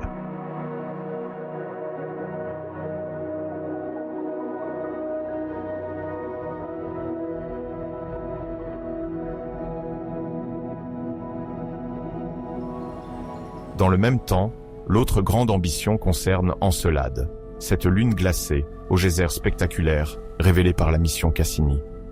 Le projet Enceladus Orbilander, actuellement en phase d'étude initiale, vise à concevoir un engin combinant une orbite prolongée et une capacité d'atterrissage. Encelade attire l'attention car elle abrite un océan liquide sous sa croûte gelée, maintenu en mouvement par des forces de marée. Les jets émis dans l'espace contiennent de la vapeur d'eau, des composés organiques et des sels, autant d'indices suggérant un environnement favorable à l'apparition de la vie ou à des réactions chimiques avancées.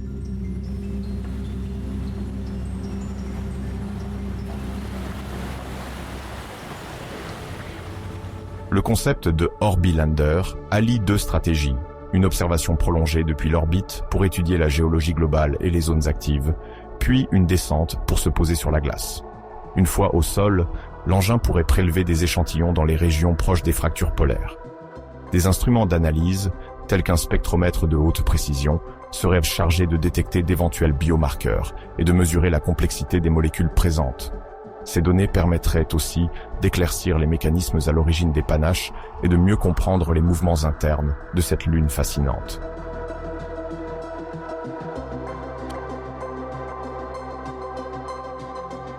Sur le plan technique, cette mission représente un défi majeur. Contrairement à Titan, Encelade ne dispose pas d'une atmosphère suffisante pour amortir la descente, ce qui exige un système de propulsion particulièrement fiable. La surface gelée et accidentée requiert un atterrisseur capable de se stabiliser dans un environnement imprévisible. L'exposition aux radiations et les écarts de température imposent des matériaux extrêmement résistants. En orbite, l'appareil devra également naviguer avec précision pour survoler les geysers et recueillir des particules sans risquer de collision. Chaque trajectoire devra être calculée avec soin, mobilisant toute l'expertise des spécialistes en dynamique spatiale. D'un point de vue scientifique, l'Orbilander pourrait apporter des réponses déterminantes sur la chimie souterraine d'Encelade. Depuis la détection de molécules organiques simples dans les jets glacés, les chercheurs s'interrogent sur la possibilité d'y trouver des formes de vie primitives, semblables à celles des abysses terrestres. Les indices convergent. La présence d'eau, de sel, de chaleur et d'énergie crée un environnement propice à des réactions complexes. Une mission sur place permettrait d'évaluer la portée réelle de ces processus et de déterminer jusqu'où peut aller la chimie dans un monde isolé sous la glace.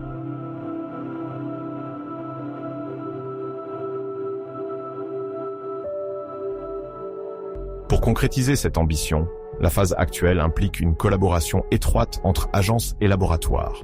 Les équipes envisagent d'équiper la mission de mini-foreuses, capables d'atteindre des couches plus profondes, et réfléchissent à l'organisation des opérations scientifiques malgré les délais de transmission de plus d'1 heure. Le programme New Frontiers, dans lequel ce projet est engagé, reste très compétitif. Plusieurs concepts sont à l'étude, chacun visant à répondre aux priorités définies par les plans scientifiques. Si Enceladus Orbilander est retenu, il pourrait accéder à la phase de développement formel dans les prochaines années.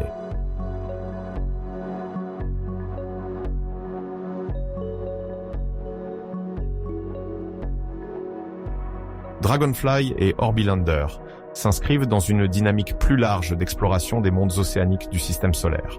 Après les lunes de Jupiter, c'est au tour du système de Saturne d'occuper le devant de la scène.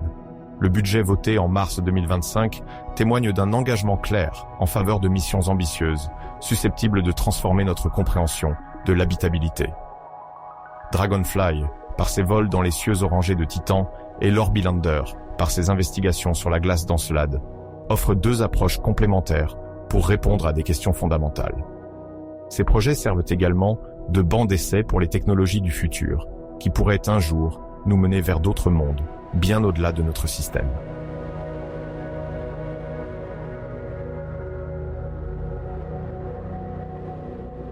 À court terme, le défi reste de franchir toutes les étapes critiques de validation avant d'entrer en phase de construction. Dragonfly, déjà bien avancé, vise toujours un lancement en juillet 2028. L'Orbilander devra encore démontrer sa pleine faisabilité pour espérer passer à la phase suivante. Si ces projets aboutissent, Leurs résultats pourraient redéfinir notre vision de la vie dans le cosmos, en dévoilant des processus chimiques actifs sur d'autres mondes et en explorant la frontière ténue entre la géologie et la biologie. L'image d'un drone planant au-dessus des plaines de Titan ou d'un atterrisseur sondant les entrailles glacées d'Encelade incarne déjà la prochaine génération de l'exploration spatiale, résolument tournée vers les mondes engloutis.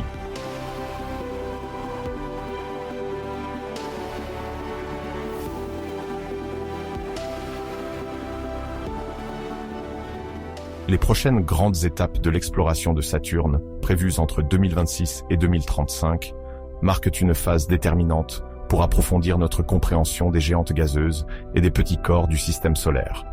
Cette décennie verra converger projets de spatiaux et instruments d'observation terrestre autour de plusieurs enjeux clés. Surveiller la pluie d'anneaux, affiner la cartographie des structures orbitant la planète et comparer Saturne à des exoplanètes similaires.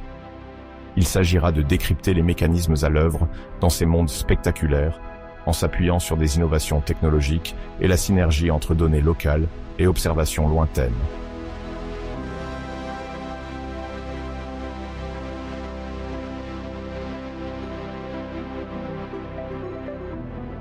Parmi les missions les plus attendues figure un engin compact nommé Rexis Saturn CubeSat. Ce petit satellite, au format réduit, est conçu pour embarquer diverses expériences lors de son insertion en orbite autour de Saturne. Son nom, inspiré d'un système d'imagerie par rayon X, peut varier selon les institutions impliquées. L'approche dite rideshare signifie qu'il sera embarqué avec une autre mission principale, partageant ainsi un même vecteur de lancement. Cette méthode permet d'optimiser les ressources et de réduire considérablement les coûts pour atteindre une cible aussi éloignée.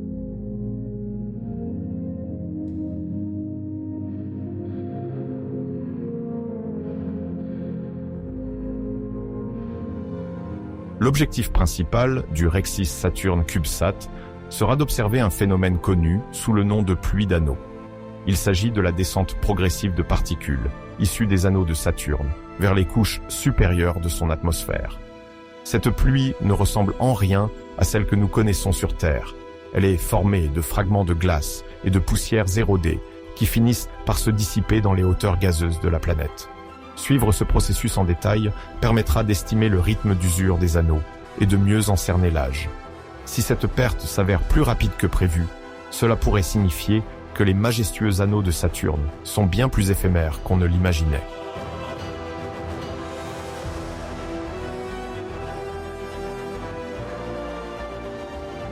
Pour identifier les composants chimiques de cette pluie, le CubeSat sera doté de capteurs capables de détecter différents types de radiations. Ces instruments mesureront l'énergie diffusée ou absorbée par les particules de glace et les gaz en interaction. Grâce à ces données, les chercheurs pourront déterminer les proportions d'eau gelée, d'hydrocarbures et d'autres éléments complexes intégrés dans la structure des anneaux. Ces résultats viendront compléter les informations issues des missions précédentes et contribueront à éclaircir les mécanismes de formation et d'évolution du système saturnien.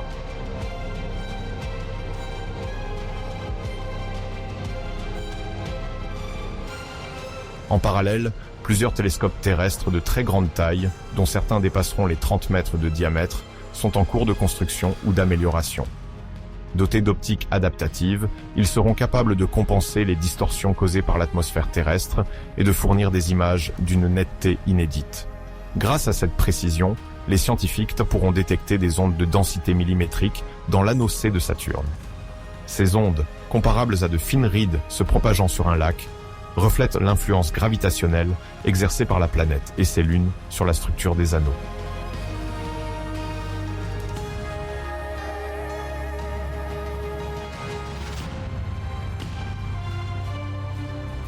L'analyse de ces ondes de densité apportera des indices précieux sur les forces à l'œuvre dans l'anneau C. En étudiant leur vitesse et leur forme, les chercheurs affineront leur modèle d'interaction gravitationnelle entre Saturne, ses satellites et les particules glacées. Ces données renforceront notre compréhension des mécanismes de cohésion au sein des anneaux et des cycles de création et de désagrégation qui structurent l'ensemble du système planétaire. Les télescopes terrestres compléteront les observations orbitales en offrant une couverture plus large en longueur d'onde et un suivi temporel prolongé, idéal pour repérer les variations saisonnières et les perturbations extérieures.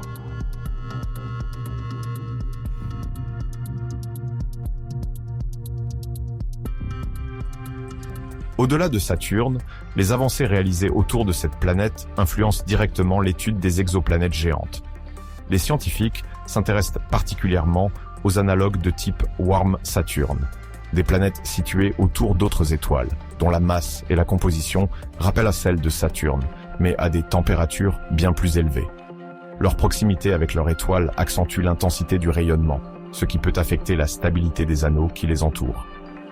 Comprendre comment ces anneaux survivent ou se désintègrent selon les conditions locales est un enjeu essentiel pour évaluer leur présence dans d'autres systèmes.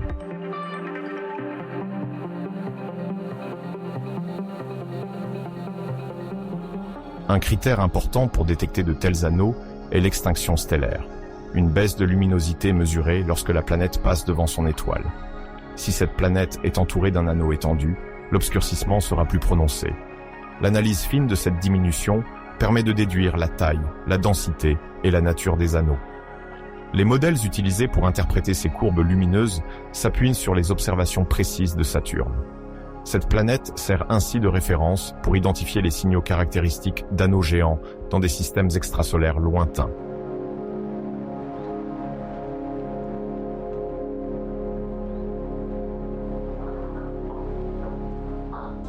Un autre volet de ces recherches repose sur la polarimétrie haute résolution, une méthode qui consiste à mesurer l'orientation de la lumière après diffusion ou réflexion. La façon dont les surfaces glacées et les grains de poussière modifiant cette orientation permet d'en apprendre plus sur la composition et la structure des anneaux. Pour Saturne, cette technique précise la taille et la répartition des particules. Appliquée à des exoplanètes, elle offre un moyen de calculer la masse d'anneaux imposants, tout en explorant leur origine et leur durée de vie potentielle.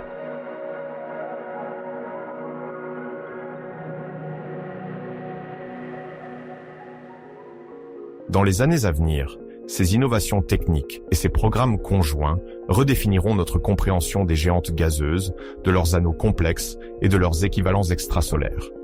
Elles éclaireront les mécanismes de formation des systèmes planétaires dans notre galaxie en révélant les liens subtils qui unissent matière, gravité et lumière à des échelles cosmiques.